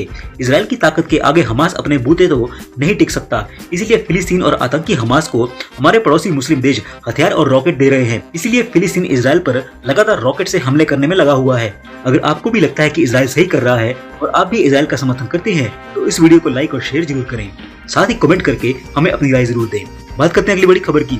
उत्तर प्रदेश में गंगा नदी में लगातार मिल रहे शवों ने यूपी सरकार को सवालों के घेरे में लाकर खड़ा कर दिया है। ऐसे में सरकार ने एक बड़ा फैसला लिया है। यूपी सरकार अब देश के निराश्रित और अति निर्धनों को शव की अंत्येष्टि के लिए 5000 रुपए की आर्थिक मदद देगी। सरकार ने यह फैसला नदियों में मिल रहे शवों के बाद लिया है। अगर कोई व्यक्ति अंतिम संस्कार करने में सक्षम नहीं है तो ग्राम प्रधान फौरन 5000 रुपए की पीड़ित परिवार को मदद करेगा। अगर किसी का शव नदियों में प्रवाहित किया गया तो उसकी जिम्मेदारी ग्राम प्रधान की होगी। प्रदेश में कोरोना के केसों में कमी आने लगी है। पूरे राज्य में लॉकडाउन लगने के बाद से ही ऐसा देखने को मिला है। रविवार को जारी स्वास्थ्य विभाग के आंकड़ों के मुताबिक 24 घंटे में कोरोना के पूरे राज्य में 10,682 नए केस मिले हैं। वहीं 311 संक्रमितों की मौत हो गई है। इसी के साथ ही राज्य में कोरोना से ठीक होने वालों के केसों की संख्या में भी बढ़ोतरी देखी जा रही है। एक दिन में 24,837 मरीज ठीक होकर घर लौट गए हैं। प्रदेश में अब 1,63,000 एक्टिव केस हैं। बात करते हैं अगली बड़ी खबर की। बॉलीवुड एक्टर शत्रुघ्न सिन्हा ने दिल्ली के मुख्यमंत्री अरविंद केजरीवाल को लेकर एक ट्वीट किया है। इस ट्वीट में उन्होंने अरविंद केजरीवाल पर तंज कसा है। उन्होंने लोगों से गुजारिश की है कि वो इसे सिर्फ मजाक के तौर पर लें। इसके बावजूद शत्रुघ्न सिन्हा का ट्वीट सोशल मीडिया पर वायरल हो गया है। उन्होंने अपने ट्वीट में लिखा है कि पूरे सम्मान के साथ हमारे मित्र जन नेता यानी कि दिल्ली के मुख्यमंत्री अरविंद केजरीवाल इसे मजाक के तौर पर ही लें। एक चीज नोटिस किया है क्या, जब से कोरोना आया है केजरीवाल झूठ मूठ का भी नहीं खांस रहा है। सोशल मीडिया पर शत्रुघ्न सिन्हा के इस ट्वीट पर मिली जुली प्रतिक्रियाएं मिल रही हैं। कुछ लोग इस ट्वीट पर मजाक कर रहे हैं तो कुछ शत्रुघ्न सिन्हा को जमकर खरी खोटी सुना रहे हैं। बात करते हैं अगली बड़ी खबर की। दासना देवी मंदिर के महंत यति नरसिंहानंद सरस्वती को लेकर एक बड़ा खुलासा हुआ है। बताया जा रहा है कि जैश ए मोहम्मद का आतंकी उनकी हत्या की साजिश रच रहा था। जानकारी के मुताबिक लखनऊ के कमलेश तिवारी हत्याकांड स्टाइल में कश्मीर के रहने वाले एक मुसलमान शख्स को भगवा चोला पहनाकर गाजियाबाद में हिंदुओं की आखिरी उम्मीद महंत यति नरसिंहानंद सरस्वती को मारकर इस हत्याकांड को अंजाम देना था। दिल्ली पुलिस की स्पेशल सेल ने खुफिया एजेंसियों के साथ मिलकर ऑपरेशन के दौरान जम्मू कश्मीर के पुलवामा के रहने वाले एक शख्स को दिल्ली से गिरफ्तार किया है। खुफिया एजेंसी के मुताबिक कश्मीर का रहने वाला मुसलमान आरोपी जॉन मोहम्मद डार उर्फ जहांगीर धोखा देकर एक साधु की वेशभूषा में स्वामी यति नरसिंहानंद सरस्वती को मारने वाला था। गिरफ्तार आरोपी को पाकिस्तान आधारित जैश ए मोहम्मद के आतंकी ने टारगेट किलिंग का आदेश दिया था। गिरफ्तार आरोपी और कश्मीर के रहने वाले मुसलमान आरोपी मुसलमान जॉन मोहम्मद डार उर्फ जहांगीर के पास से पिस्टल, 2 मैगजीन, 15 कारतूस, हिंदुओं का भगवा रंग का कुर्ता, कलावा, पूजा में इस्तेमाल होने वाला टीका और साधुओं के पहनने वाले कपड़े और सामान बरामद किए गए हैं। ठीक ऐसे ही ये लोग झूठे हिंदू बनकर कलावा पहनकर टीका लगाकर हिंदू लड़कियों को जाल में फंसाकर लव जिहाद भी करते हैं। यति नरसिंहानंद की हत्या के लिए जम्मू कश्मीर से दिल्ली आया शख्स 2016 में स्टोन पेल्टिंग के आरोप में अनंतनाग में गिरफ्तार भी हो चुका है। आतंकी बुरहान वानी के एनकाउंटर के बाद सेना के जवानों पर स्टोन पेल्टिंग के आरोप में भी यह पकड़ा गया था। आरोपी ने पूछताछ में खुलासा किया है कि जम्मू कश्मीर में पाकिस्तान बेस्ड जैश ए मोहम्मद के आतंकी आबिद से उसकी मुलाकात हुई थी। जैश के आतंकी आबिद ने ही स्वामी यति नरसिंहानंद को साधु की वेशभूषा में हत्याकांड को अंजाम देने का टास्क दिया था। पाकिस्तान बेस्ड जैश ए आतंकी ने जॉन मोहम्मद डार को कश्मीर में पिस्टल चलाने की ट्रेनिंग दी थी। उसके बाद दिल्ली भेजा था, जहां उमर नाम के शख्स ने आरोपी को हथियार मुहैया करवाया था ताकि वे महंत यति नरसिंहानंद सरस्वती की हत्या कर सके। इससे सभी हिंदुओं को ये सबक लेना चाहिए कि हिंदुओं के दुश्मन उनकी वेशभूषा में भगवा पहनकर भी आपके ऊपर जानलेवा हमला कर सकते हैं। इसीलिए हर समय सतर्क रहिए। बात करते हैं अगली बड़ी खबर की। कांग्रेस नेता अधीर रंजन चौधरी ने एक बार फिर से कोरोना पर चिट्ठी लिखी है। इस बार अधीर रंजन ने प्रधानमंत्री मोदी को चिट्ठी लिखी है और गरीबों की आर्थिक सहायता की मांग की है। कांग्रेस पार्टी के नेता अधीर रंजन चौधरी ने पीएम मोदी को चिट्ठी लिखकर मांग की है कि लॉकडाउन वाले राज्यों में गरीबों और बेरोजगारों को 6,000 रुपए प्रति माह दिए जाएं। इसके साथ ही अधीर रंजन ने जरूरतमंदों के लिए मुफ्त खाने की व्यवस्था करने की भी मांग की है। कांग्रेस के अधीर रंजन चौधरी ने चिट्ठी में लिखा है कि कोरोना महामारी के कारण जिन राज्यों में लॉकडाउन लागू किया गया है वहाँ गरीब मजदूर के सामने रोजगार का संकट खड़ा हो गया है। इस कारण ऐसे लोगों के लिए अपना घर चलाना मुश्किल हो गया है। इसीलिए गरीब लोगों को मुफ्त राशन उपलब्ध करवाना चाहिए और बेरोजगारों को हर महीने 6,000 रुपए की आर्थिक मदद करनी चाहिए। बात करते हैं अगली बड़ी खबर की।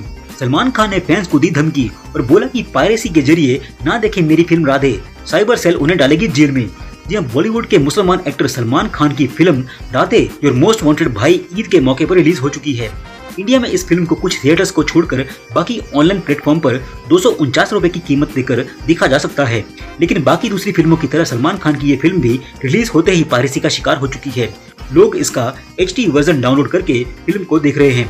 ऐसे में अब सलमान खान ने सोशल मीडिया के जरिए फैंस से अपील की है कि वो पायरेटेड कॉपी ना देखें, इससे उनके खिलाफ एक्शन लिया जा सकता है।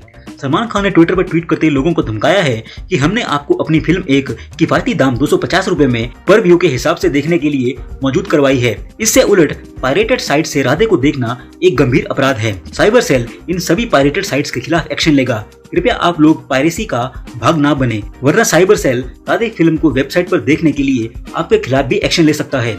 आपको बता दें कि सलमान खान की फिल्म राधे को मिक्स रिव्यू मिला है, जबकि IMDb पर फिल्म राधे को 10 में से महज 2 स्टार की रेटिंग मिली है। ऊपर से उनकी फिल्म के नाम में भी जानबूझकर हिंदू नाम राधे भी रखा हुआ है, जिससे सभी हिंदू इस फिल्म का ट्विटर पर बहिष्कार कर रहे हैं। ब्यूरो रिपोर्ट, ताजा न्यूज। जय हिंद, जय भारत।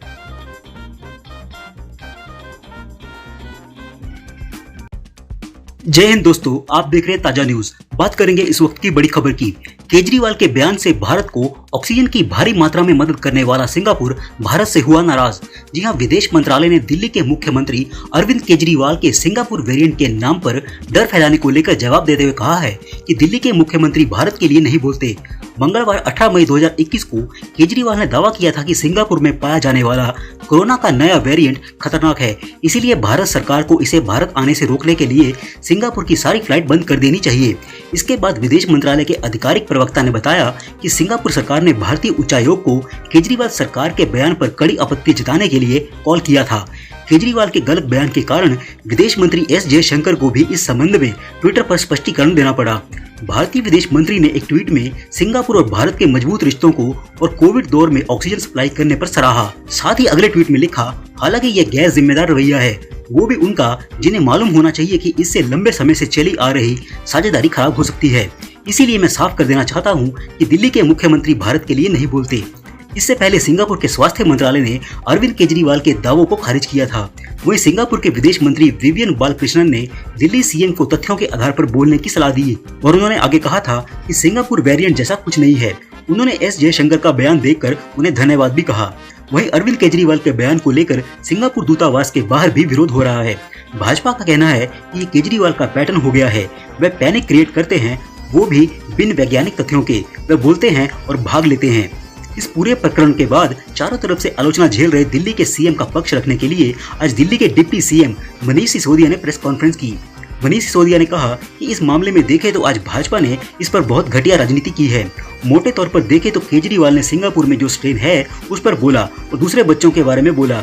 आज भाजपा की और केंद्र सरकार की जिस तरह की प्रतिक्रिया आई है उससे साफ है कि केजरीवाल को तो बच्चों की चिंता है, लेकिन केंद्र और भाजपा को सिंगापुर की चिंता है। बच्चों की वैक्सीन नहीं लाएंगे, सिंगापुर की चिंता करेंगे। सिसोदिया ने कहा कि लंदन में भी एक स्ट्रेन आया था जिसके बारे में काफी लोगों ने अलर्ट किया था। वैज्ञानिकों ने और डॉक्टरों ने अलर्ट किया था कि लंदन के स्ट्रेन से पूरी दुनिया को अलर्ट रहने की जरूरत है। लंदन में आए उस स्ट्रेन को लेकर सरकार नहीं चेती। लंदन में आए उस स्ट्रेन और भारत सरकार की लापरवाही के कारण ही आज देखिए पूरे देश की क्या हालत है। सिसोदिया ने आगे बोला कि आज पूरा देश उसका खामियाजा भुगत रहा है। वो अलर्ट ये समझाने के लिए था कि हम कुछ करें, लेकिन आज हजारों लोगों की जान चली गई और कोई परिवार ऐसा नहीं बचा जिसे घर में कोविड ना हुआ हो। सिसोदिया ने दावा किया कि आज फिर सारी दुनिया में देश के डॉक्टर वार्निंग दे रहे हैं कि बच्चों को खतरा है। सुप्रीम कोर्ट भी यह बात कह रहा है, लेकिन हम आज इस बात को नहीं समझ रहे। मुद्दा सिंगापुर का नहीं है, मुद्दा हमारे बच्चों का है। आप सिंगापुर को मुद्दा बनाना चाहते हैं, हम बच्चों की चिंता कर रहे हैं। हम आपसे हाथ जोड़कर कहते हैं कि बच्चों की चिंता करिए। हर वैज्ञानिक से लेकर सुप्रीम कोर्ट तक यह बात कह रहे हैं कि अगले स्ट्रेन में बच्चों को खतरा है, तो आप उसकी चिंता करिए, उस पर तत्परता दिखाइए। बात करते हैं अगली बड़ी खबर की। राहुल गांधी ने फिर से सुबह उठकर किया केंद्र सरकार को लेकर विवादित ट्वीट। जी हां, देश में चल रही वैक्सीन की भारी कमी के बीच कांग्रेस नेता राहुल गांधी ने मोदी सरकार पर निशाना साधा है। उन्होंने अपने ट्विटर अकाउंट से ट्वीट करते हुए कहा है कि वैक्सीन कम होती जा रही है और कोविड मृत्यु बढ़ती जा रही है। केंद्र सरकार की नीति ध्यान भटकाओ, झूठ फैलाओ, शोर मचाकर तथ्य छुपाओ है। केंद्र सरकार ने वैक्सीनेशन अभियान को आगे बढ़ाते हुए 1 मई से 18 मई से ज्यादा उम्र के सभी नागरिकों का टीकाकरण करने का ऐलान किया था, लेकिन कई राज्यों में अभी तक वैक्सीनेशन के तीसरे चरण की शुरुआत भी नहीं हुई है। कई राज्यों में टीकाकरण अभियान धीमा पड़ा हुआ है। बात करते हैं अगली बड़ी खबर की। मोदी सरकार ने चलाया व्हाट्सएप पर हंटर। जी हां, केंद्र सरकार ने एक बार फिर से इंस्टेंट मैसेजिंग ऐप व्हाट्सएप को नोटिस भेजा है। केंद्रीय इलेक्ट्रॉनिक एवं सूचना प्रौद्योगिकी मंत्रालय ने व्हाट्सएप से एक बार फिर से कहा है कि वो अपनी नई प्राइवेसी पॉलिसी को वापस ले। इससे पहले व्हाट्सएप ने बड़ी चालाकी से अपने नए अपडेट को कुछ दिनों के लिए रोक दिया था, लेकिन अब इस महीने वो फिर से उसे वापस लेकर आया है। उसने कहा था कि वो मई 15, 2021 तक इसे रोक रहा है। अब केंद्र सरकार ने उसे भेजी गई नोटिस में कहा है कि उक्त तारीख तक प्राइवेसी पॉलिसी अपडेट को रोकने का ये अर्थ नहीं है कि वो सूचना की प्राइवेसी, डेटा की सुरक्षा और यूजर्स की पसंद नापसंद का सम्मान ना करे। इस नोटिस में भारतीय संविधान एवं नियम कानूनों का हवाला देते हुए व्हाट्सएप को ये बताया गया है कि कैसे वो उनका उल्लंघन कर रहा है। साथ ही केंद्र ने चेतावनी दी है कि भारत की संप्रभु सरकार होने के नाते वो नागरिकों के हित के लिए कोई भी संवैधानिक कदम उठा सकती है। फिलहाल व्हाट्सएप को 7 दिनों में इस नोटिस का जवाब देने को कहा गया है। संतोषजनक जवाब न मिलने पर दंडात्मक कार्रवाई की जा सकती है। बात करते हैं अगली बड़ी खबर की। नारदा केस मामले में मुख्यमंत्री ममता बनर्जी की मुसीबत बढ़ने वाली है। कलकत्ता हाई कोर्ट के समक्ष नारदा केस को पश्चिम बंगाल से बाहर स्थानांतरित करने की मांग वाली याचिका में सीबीआई ने ममता बनर्जी के नाम का जिक्र किया है। 17 मई को कोलकाता में सीबीआई ने इस घोटाले से जुड़े 2 मंत्रियों को गिरफ्तार किया था। उसके बाद सीबीआई दफ्तर के परिसर में टीएमसी कार्यकर्ताओं ने हंगामा किया। सीबीआई ने ममता बनर्जी और टीएमसी नेता कल्याण बनर्जी और मलय घटक को पक्षकार बनाया है। सीबीआई ने अपनी याचिका में सीएम ममता बनर्जी के आचरण पर भी सवाल उठाया है। सीबीआई ने यह दावा किया है कि पश्चिम बंगाल के कानून मंत्री भीड़ के साथ अदालत में मौजूद थे, जहां आरोपियों को पेश किया जाना था। एजेंसी ने कहा कि गिरफ्तार किए गए नेताओं के अनेक समर्थकों ने यहां निजाम पैलेस में सीबीआई दफ्तर का घेराव किया और उसके अधिकारियों को बाहर नहीं निकलने दिया, जिन्हें आरोपियों को अदालत में पेश करना था। बाद में सोमवार को डिजिटल माध्यम से आरोपियों को विशेष सीबीआई अदालत में पेश किया गया था। वहीं टीएमसी ने सीबीआई के खिलाफ एफआईआर दर्ज करवाई है। साथ ही नारदा केस में गिरफ्तारियों को गैर कानूनी बताया है। बात करते हैं अगली बड़ी खबर की। मणिपुर सरकार ने राज्य में एम्बुलेंस के सायरन पर बंद करने का ऐलान किया है ताकि कोविड-19 के प्रकोप के दौरान चिंता और डर के माहौल को कम किया जा सके। राज्य के चिकित्सा निदेशालय ने एक ज्ञापन में मुख्य चिकित्सा अधिकारियों, चिकित्सा अधीक्षकों, निजी अस्पताल के कर्मियों और एम्बुलेंस संचालकों से सायरन बंद करने का अनुरोध किया है, क्योंकि इनकी आवाज से लोगों में भय पैदा हो रहा है और सामाजिक चिंता व्याप्त हो रही है। इसमें कहा गया है कि मार्गों के अवरुद्ध होने पर ही सायरन बजाए जाने चाहिए। राज्य सरकार ने कई जिलों में कर्फ्यू 28 मई तक के लिए बढ़ा दिया है। मणिपुर में मंगलवार को कोरोना वायरस के 624 नए मामले सामने आए हैं और संक्रमण के कुल मामले 40,683 पर पहुंच गए हैं। 20 संक्रमितों की मौत होने से मृतक संख्या बढ़कर 612 पर पहुंच गई है। बात करते हैं अगली बड़ी खबर की। कंगना रनौत फैंस के बीच अपने बेबाक अंदाज के लिए जानी जाती हैं। कंगना अपनी कोई भी बात रखने से कभी पीछे नहीं हटती हैं। यही कारण है कि अब वह आए दिन सोशल मीडिया पर ट्रोल होती रहती हैं। लेकिन एक्ट्रेस को ट्रोलिंग से कोई डर नहीं लगता है। हाल ही में एक्ट्रेस ने फैंस को इस बात की जानकारी दी थी कि उनकी कोरोना रिपोर्ट नेगेटिव हो गई है। लेकिन अब कंगना ने फिर से एक स्टेटमेंट जारी किया है जो सुर्खियों में आ गया है। कंगना ने 18 मई को कोरोना रिपोर्ट नेगेटिव आने की जानकारी दी थी और इंस्टाग्राम पर इससे जुड़ा एक वीडियो भी शेयर किया था, जिसके बाद कई लोगों ने एक्ट्रेस को ट्रोल करने की कोशिश की और उनसे कोरोना रिपोर्ट मांगी। उनका कहना था कि कंगना झूठ बोल रही है। इस पर कंगना ने अब सबकी बोलती बंद कर दी है। कंगना को यूजर्स जमकर ट्रोल करने की कोशिश करते रहते हैं। कंगना ने कुछ दिन पहले बताया था कि उनको कोरोना हो गया और फिर मंगलवार को एक्ट्रेस ने जानकारी दी कि वे कोरोना फ्री हो गई हैं, जिसके बाद उनको आड़े हाथों लेने की कोशिश की गई, जिसका एक्ट्रेस ने अब करारा जवाब दिया है। सभी को जवाब देते हुए अब कंगना ने अपनी रिपोर्ट का फोटो क्लिक करके इंस्टाग्राम स्टोरी पर शेयर किया है। कंगना ने अपनी स्टोरी पर रिपोर्ट शेयर की है और इसके ऊपर लिखा है कि सभी राक्षस जो मेरी रिपोर्ट मांग रहे थे, क्योंकि वे जैसे हैं उन्हें दुनिया वैसी ही दिखती है, उनके लिए ये रही रिपोर्ट। एक राम भक्त कभी झूठ नहीं बोलता। जय श्री राम। कंगना का ये पोस्ट सोशल मीडिया पर तेजी से वायरल हो रहा है। कंगना ने यह बता दिया है कि वह किसी से भी नहीं डरती हैं। बात करते हैं अगली बड़ी खबर की। राजस्थान में ब्लैक फंगस को महामारी घोषित कर दिया गया है। गहलोत सरकार ने इसका ऐलान करते हुए कहा है कि ब्लैक फंगस खतरनाक रूप लेते जा रहा है और यह कई राज्यों में तेजी से फैल रहा है, इसीलिए इस पर अधिक ध्यान देने की आवश्यकता है। आपको बता दें कि म्यूकोरमाइकोसिस या ब्लैक फंगस एक दुर्लभ फंगल इन्फेक्शन है, लेकिन यह गंभीर इन्फेक्शन है जो मोल्ड्स या फंगी के एक समूह की वजह से होता है। केंद्रीय स्वास्थ्य मंत्री डॉक्टर हर्षवर्धन सिंह ने ट्वीट करके बताया है कि आंखों में लालपन या दर्द, बुखार, खांसी, सिर दर्द, सांस में तकलीफ, साफ साफ दिखाई नहीं देना, उल्टी में खून आना या मानसिक स्थिति में बदलाव ब्लैक फंगस के लक्षण हो सकते हैं। कोरोना से ठीक होने वाले संक्रमण के दौरान मरीज ब्लैक फंगस की चपेट में आ रहे हैं। इसके चलते मरीजों की मौत तक हो रही है। एम्स दिल्ली के निदेशक डॉक्टर रणदीप गुलेरिया ने कहा है कि आमतौर पर 5 से 10 दिन तक ही स्टेरॉइड की जरूरत पड़ती है। इससे ज्यादा दिनों तक मरीज को यह दवाएं दी जाएं तो ब्लैक फंगस की आशंका काफी बढ़ जाती है। स्टेरॉइड दे रहे हैं तो मरीज की पूरी निगरानी करना भी स्वास्थ्य कर्मचारियों की जिम्मेदारी है। ब्लैक फंगस से बचने के लिए मरीज की निगरानी बहुत जरूरी है। गौरतलब है कि कोरोना की दूसरी लहर के बीच ब्लैक फंगस के मामले बढ़े हैं।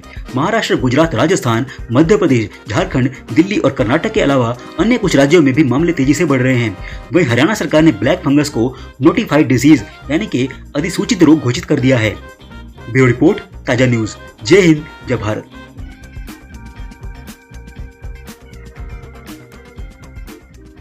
इस वीडियो में हम आपको बताएंगे इस समय की बेहद बड़ी ब्रेकिंग न्यूज के बारे में, जिन्हें जानना आपके लिए बेहद जरूरी है। इसलिए इस वीडियो को अंत तक जरूर देखें, इस वीडियो को लाइक और शेयर जरूर करें। चलिए बात करते हैं अगली बड़ी खबर की, जो केजरीवाल को लेकर सामने आई है। जी आपको बता दें कि कोरोना के सिंगापुर वेरिएंट पर पूरे भारत में और दुनिया में डर फैलाकर घिरे केजरीवाल चारों तरफ से हुई आलोचना केजरीवाल की। जी आपको बता दें कि भारत के विदेश मंत्रालय ने ही यानी कि एस जयशंकर ने भी लताड़ा है केजरीवाल को। सिंगापुर ने भी जता दी आपत्ति और ये बोला कि ये आप नहीं कर सकते हमारे साथ, और पुरानी मित्रता को लेकर भी डैमेज हो सकता है। जी आपको बता दें कि देश में कोरोना महामारी की दूसरी लहर का कहर तो जारी है, लेकिन तीसरी कहर को लेकर सतर्कता भी बढ़ाई गई है। इसी के बीच बीते दिनों दिल्ली के मुख्यमंत्री अरविंद केजरीवाल ने कोरोना के सिंगापुर स्ट्रेन को लेकर चेताया था और ये बोला कि भारत सरकार से एक्शन की अपील की थी। पहले भारत सरकार ने अरविंद केजरीवाल के आरोपों का जवाब दिया, लेकिन अब भारत के लिए शर्मनाक बात तो ये है कि सिंगापुर की सरकार ने भी इस पर कड़ी आपत्ति जताते हुए जवाब दे दिया है। यानी कि केजरीवाल ने भारत सरकार की इमेज सिंगापुर के सामने छोटी कर दी है। साथ ही भारतीय उच्चायुक्त को तलब करके अपनी नाराजगी जताई है।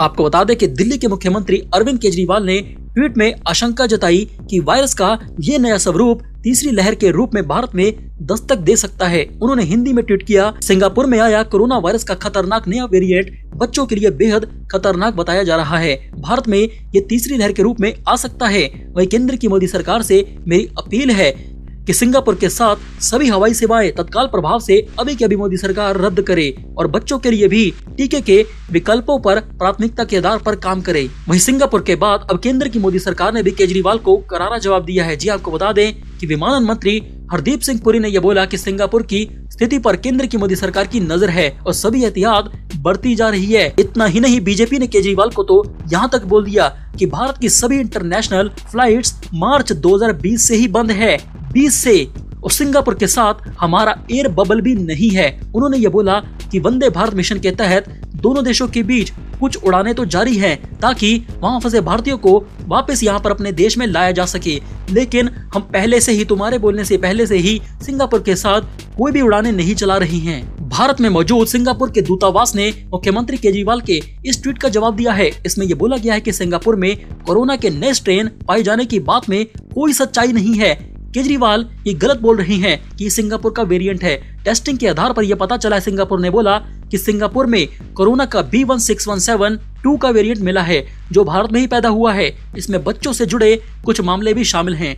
वहीं सिंगापुर के स्वास्थ्य मंत्रालय यानी कि हेल्थ मिनिस्ट्री ने यह बयान जारी करके दिल्ली के मुख्यमंत्री अरविंद केजरीवाल के दावे का खंडन किया और भारत के लिए एक शर्मनाक बात कही है। आपको बता दें कि दिल्ली के मुख्यमंत्री अरविंद केजरीवाल के बयान पर अब तो बवाल ही हो चुका है। जी आपको बता दें कि केजरीवाल के बयान से भड़की सिंगापुर की सरकार ने भारतीय उच्चायुक्त को तलब कर दिया है। जी हाँ, यानी कि भारत के सिंगापुर के साथ संबंधों पर असर भी पड़ सकता है। जी आपको बता दें कि केजरीवाल के बयान से भड़की सिंगापुर सरकार ने अब एक बयान भी जारी किया है और ये बोला, जी आपको बता दें कि सिंगापुर के विदेश मंत्री ने भी इस मसले पर दिल्ली के मुख्यमंत्री अरविंद केजरीवाल को जवाब दिया है। उन्होंने ये बोला कि राजनेताओं को तथ्यों पर बात करनी चाहिए। उन्होंने ये बोला कि कोरोना का कोई सिंगापुर वेरिएंट नहीं है, केजरीवाल झूठ बोल रहे हैं। दूसरी ओर भारत की केंद्र सरकार यानी कि मोदी सरकार ने भी इस मामले पर अब जवाब दिया है। दिल्ली के मुख्यमंत्री के पास कोरोना वायरस के वेरिएंट या फिर विमानन पॉलिसी पर बोलने का अधिकार नहीं है सिंगापुर को। जी आपको बता दें कि भारत के विदेश मंत्री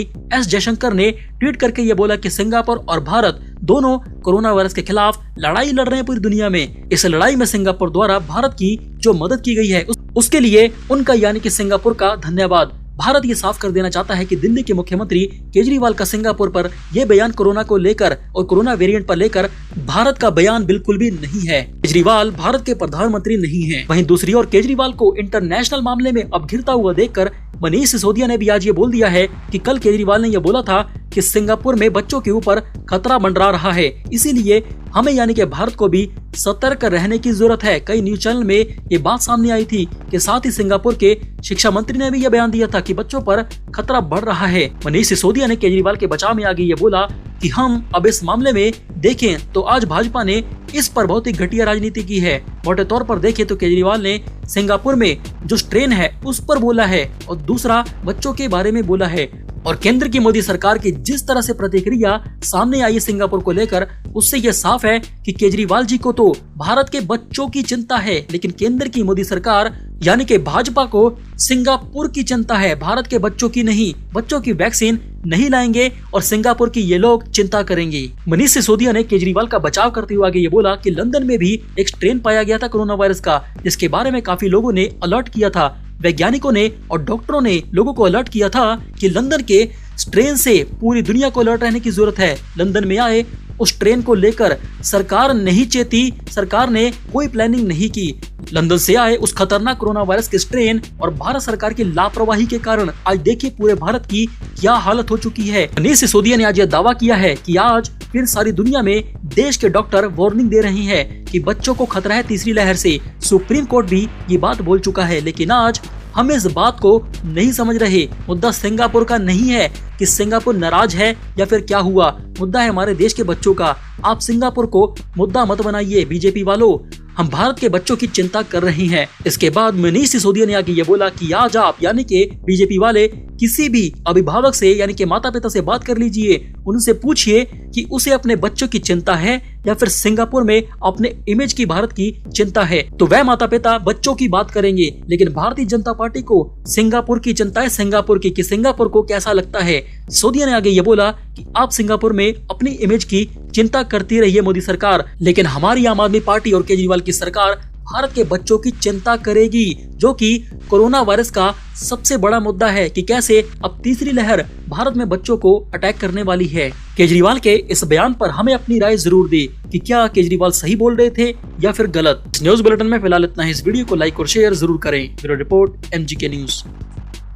इस समय की सबसे बड़ी ब्रेकिंग न्यूज। जी अब 9 रुपए में मिलेगा, मात्र 9 रुपए में 809 रुपए वाला घर का रसोई गैस का सिलेंडर। जी आपको बता दें कि सिर्फ 31 मई तक है ये धुआंधार ऑफर। जी आपको बता दें कि भारत में पेट्रोल और डीजल इस महीने लगातार तीसरे दिन महंगा हो चुका है। जी आपको बता दें कि रसोई गैस भी अब 810 रुपए प्रति सिलेंडर हो चुकी है, जो कि काफी ज्यादा है नरेंद्र मोदी जी के शासन में। आपको बता दें कि आप पेट्रोल डीजल की कीमतों पर छूट तो नहीं पा सकते हैं क्योंकि ये तेल कंपनियों के हवाले है, लेकिन आप LPG यानी कि घर के रसोई गैस सिलेंडर पर भारी छूट, भारी भरकम छूट पा सकते हैं, वो भी पूरे 800 रुपए से ज्यादा। चलिए आपको बताते हैं कि कैसे। जी आपको बता दें कि पेटीएम ने इसी महीने LPG की बुकिंग और पेमेंट पर अपने ग्राहकों के लिए बम्पर और धुआंधार ऑफर की पेशकश की है। इस ऑफर के तहत भारत के सभी ग्राहकों को 809 रुपए वाला भारत का गैस सिलेंडर मात्र 9 रुपए में मिलेगा।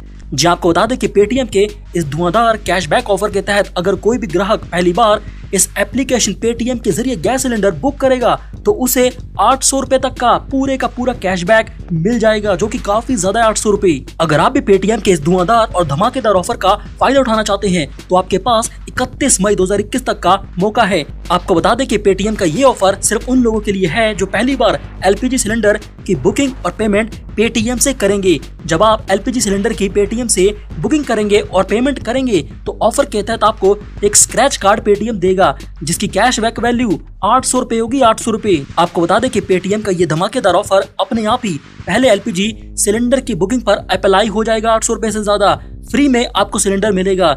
ये ऑफर मिनिमम 500 रुपए की पेमेंट पर ही अप्लाई होगा। चलिए बात करते हैं अगली बड़ी खबर की। जी भारत के राजस्थान में ब्लैक फंगस को महामारी घोषित कर दिया गया। जहां आपको बता दें कि राजस्थान की गहलोत सरकार ने इसका ऐलान करते हुए बोला कि ब्लैक फंगस खतरनाक रूप लेता जा रहा है पूरे राजस्थान में, और ये भारत के कई राज्यों में भयंकर तेजी से फैलने लगा है। इसीलिए इस पर अधिक ध्यान देने की आवश्यकता है कोरोना वायरस के बाद। लेकिन ये ब्लैक फंगस गंभीर इन्फेक्शन है जो मोल्ड या फिर फंगी के एक समूह की वायरस के समूह की वजह से होता है। ये खतरनाक वायरस पूरे पर्यावरण में जीवित रहते हैं ब्लैक फंगस के। ये साइनस और फेफड़ों को प्रभावित करता है। जिस भी बंदे की इम्यूनिटी कमजोर हो जाती है ये तुरंत उस पर अटैक कर देता है। जी आपको बता दें कि केंद्रीय स्वास्थ्य मंत्री डॉक्टर हर्षवर्धन सिंह ने ट्वीट करके ये बताया कि आंखों में लालपन या फिर दर्द, बुखार, खांसी, सिर दर्द, सांस में तकलीफ, साफ सा दिखाई नहीं देना, उल्टी में खून आना या मानसिक स्थिति में बदलाव ब्लैक फंगस के लक्षण हो सकते हैं। जी आपको बता दें कि कोरोना से ठीक होने वाले या फिर संक्रमण के दौरान मरीज ब्लैक फंगस की चपेट में आ रहे हैं। इसके चलते मरीजों की मौत तक हो रही है क्योंकि ये ब्लैक फंगस सीधे दिमाग में पहुंचकर उसे सूजन में ला देती है। वहीं इससे भी बड़ी खबर तो यह है कि दिल्ली के एम्स के निदेशक डॉक्टर रणदीप गुलेरिया ने आगे ये बोला कि आमतौर पर 5 से 10 दिन तक की स्टेरॉइड की जरूरत पड़ती है कोरोना वायरस के पेशेंट को ठीक करने के लिए। इससे ज्यादा दिनों तक अगर कोरोना वायरस के मरीज को यह दवा एस्टेरॉइड के रूप में दी जाती है तो ब्लैक फंगस की आशंका हो जाती है मरीज में जिसको कोरोना वायरस है। स्टेरॉइड तो आप दे रहे हैं तो मरीज की पूरी निगरानी करना भी स्वास्थ्य कर्मचारियों की जिम्मेदारी है।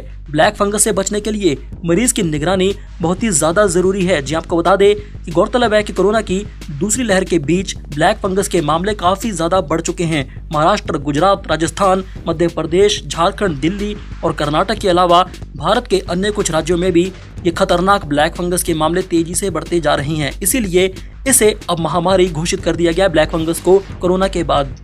चलिए बात करते हैं अगली बड़ी खबर की। जी कोरोना वायरस संक्रमण महामारी के कारण जो बच्चे अनाथ हो गए हैं उनके लिए उत्तर प्रदेश की योगी सरकार ने यानी कि योगी आदित्यनाथ जी ने नई नीति का ऐलान कर दिया। जी आपको बता दें क्योंकि योगी आदित्यनाथ जी की उत्तर प्रदेश ने बुधवार को ये फैसला लिया है कि उत्तर प्रदेश सरकार का ये मानना है कि ऐसे बच्चे जो अनाथ हो गए हैं कोरोना वायरस की वजह से, वह राज्य की संपत्ति हैं, वो मेरी संपत्ति हैं। सरकारी योजना के तहत कोरोना वायरस के कारण जिन बच्चों के माता पिता की मौत हो चुकी है, उत्तर प्रदेश में उनके भरण पोषण, खाने पीने और पढ़ाई लिखाई की जिम्मेदारी अब हमारी होगी, योगी सरकार की होगी और राज्य सरकार की उत्तर प्रदेश की होगी।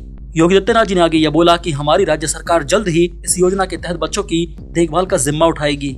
आपको बता दें कि ठीक इसी तरह की घोषणा पिछले दिन अरविंद केजरीवाल ने भी की थी कि दिल्ली में जिनके माता पिता मर चुके हैं उनके बच्चों की देखभाल अब केजरीवाल करेंगे। ठीक वैसा ही अब योगी आदित्यनाथ जी ने भी ऐलान कर दिया उत्तर प्रदेश में। जी आपको बता दें कि बीते 24 घंटों के दौरान उत्तर प्रदेश में कोरोना वायरस संक्रमण के 7,336 नए पॉजिटिव केस मिले हैं। हालांकि अच्छी बात तो ये भी रही कि इस दौरान ठीक होने वाले लोगों की संख्या नए मामलों के मुकाबले करीब 3 गुना ज्यादा है। जी आपको बता दें कि उत्तर प्रदेश में 19,670 लोग ठीक होकर अस्पताल से अपने घर लौट गए हैं।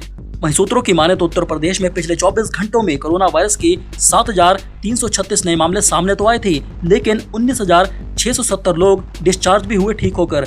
वहीं उत्तर प्रदेश में सक्रिय मामलों की कुल संख्या अब 1,23,580 है। लेकिन उत्तर प्रदेश की सबसे अच्छी खबर तो ये है कि अब तक उत्तर प्रदेश में कुल 15,02,918 लोग कोरोना वायरस से ठीक होकर अपने घर भी लौट चुके हैं। यानी कि कुल मिलाकर अब उत्तर प्रदेश का रिकवरी रेट 92% है, 92%।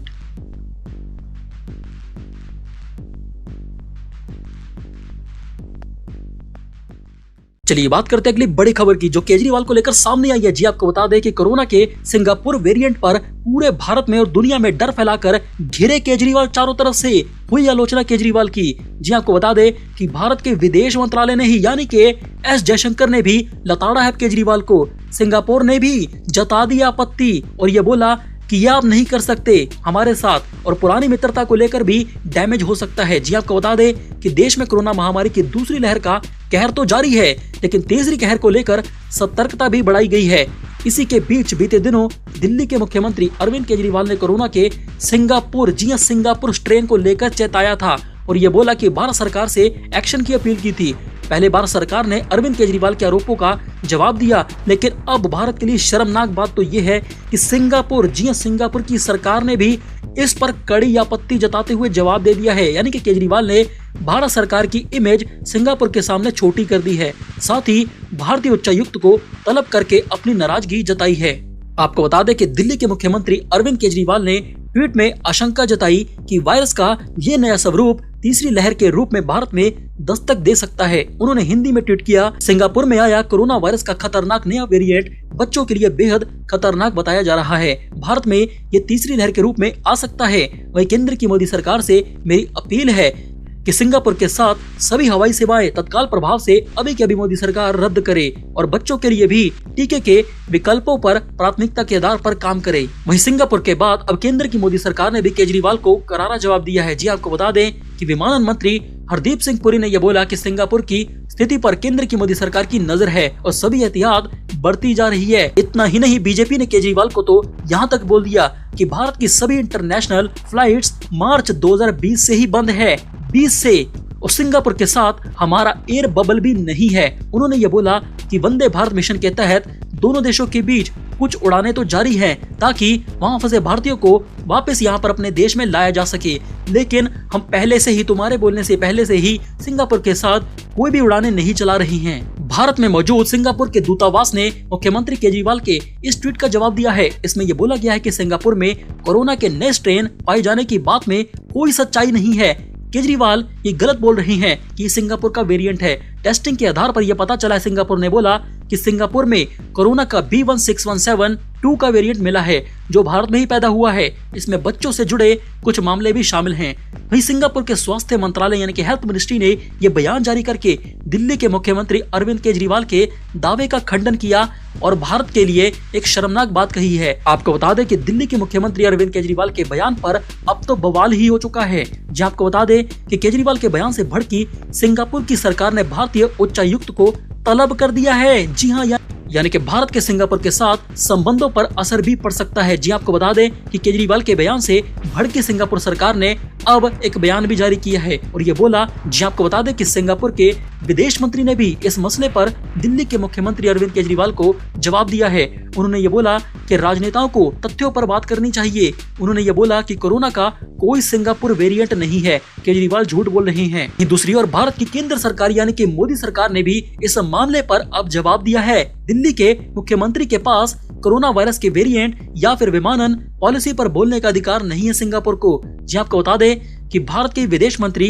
एस जयशंकर ने ट्वीट करके ये बोला कि सिंगापुर और भारत दोनों कोरोना वायरस के खिलाफ लड़ाई लड़ रहे हैं पूरी दुनिया में। इस लड़ाई में सिंगापुर द्वारा भारत की जो मदद की गई है उसके लिए उनका यानी कि सिंगापुर का धन्यवाद। भारत ये साफ कर देना चाहता है कि दिल्ली के मुख्यमंत्री केजरीवाल का सिंगापुर पर यह बयान कोरोना को लेकर और कोरोना वेरिएंट पर लेकर भारत का बयान बिल्कुल भी नहीं है। केजरीवाल भारत के प्रधानमंत्री नहीं हैं। वहीं दूसरी ओर केजरीवाल को इंटरनेशनल मामले में अब घिरता हुआ देखकर मनीष सिसोदिया ने भी आज ये बोल दिया है कि कल केजरीवाल ने यह बोला था कि सिंगापुर में बच्चों के ऊपर खतरा मंडरा रहा है, इसीलिए हमें यानी कि भारत को भी सतर्क रहने की जरूरत है। कई न्यूज चैनल में ये बात सामने आई थी कि साथ ही सिंगापुर के शिक्षा मंत्री ने भी यह बयान दिया था कि बच्चों पर खतरा बढ़ रहा है। मनीष सिसोदिया ने केजरीवाल के बचाव में आगे ये बोला कि हम अब इस मामले में देखें तो आज भाजपा ने इस पर बहुत ही घटिया राजनीति की है। मोटे तौर पर देखें तो केजरीवाल ने सिंगापुर में जो स्ट्रेन है उस पर बोला है और दूसरा बच्चों के बारे में बोला है।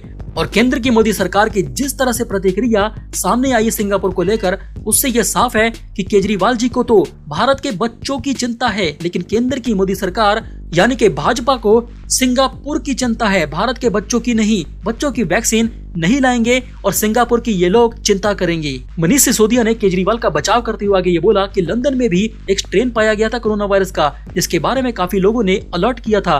वैज्ञानिकों ने और डॉक्टरों ने लोगों को अलर्ट किया था कि लंदन के स्ट्रेन से पूरी दुनिया को अलर्ट रहने की जरूरत है। लंदन में आए उस ट्रेन को लेकर सरकार नहीं चेती, सरकार ने कोई प्लानिंग नहीं की। लंदन से आए उस खतरनाक कोरोना वायरस के स्ट्रेन और भारत सरकार की लापरवाही के कारण आज देखिए पूरे भारत की क्या हालत हो चुकी है। मनीष सिसोदिया ने आज यह दावा किया है कि आज फिर सारी दुनिया में देश के डॉक्टर वार्निंग दे रहे हैं कि बच्चों को खतरा है तीसरी लहर से। सुप्रीम कोर्ट भी ये बात बोल चुका है, लेकिन आज हम इस बात को नहीं समझ रहे। मुद्दा सिंगापुर का नहीं है कि सिंगापुर नाराज है या फिर क्या हुआ, मुद्दा है हमारे देश के बच्चों का। आप सिंगापुर को मुद्दा मत बनाइए बीजेपी वालों, हम भारत के बच्चों की चिंता कर रहे हैं। इसके बाद मनीष सिसोदिया ने आगे ये बोला कि आज आप यानी कि बीजेपी वाले किसी भी अभिभावक से यानी कि माता पिता से बात कर लीजिए, उनसे पूछिए कि उसे अपने बच्चों की चिंता है या फिर सिंगापुर में अपने इमेज की भारत की चिंता है, तो वह माता पिता बच्चों की बात करेंगे। लेकिन भारतीय जनता पार्टी को सिंगापुर की चिंता है, सिंगापुर की कि सिंगापुर को कैसा लगता है। सिसोदिया ने आगे ये बोला कि आप सिंगापुर में अपनी इमेज की चिंता करती रही है मोदी सरकार, लेकिन हमारी आम आदमी पार्टी और केजरीवाल की सरकार भारत के बच्चों की चिंता करेगी, जो कि कोरोना वायरस का सबसे बड़ा मुद्दा है कि कैसे अब तीसरी लहर भारत में बच्चों को अटैक करने वाली है। केजरीवाल के इस बयान पर हमें अपनी राय जरूर दी कि क्या केजरीवाल सही बोल रहे थे या फिर गलत।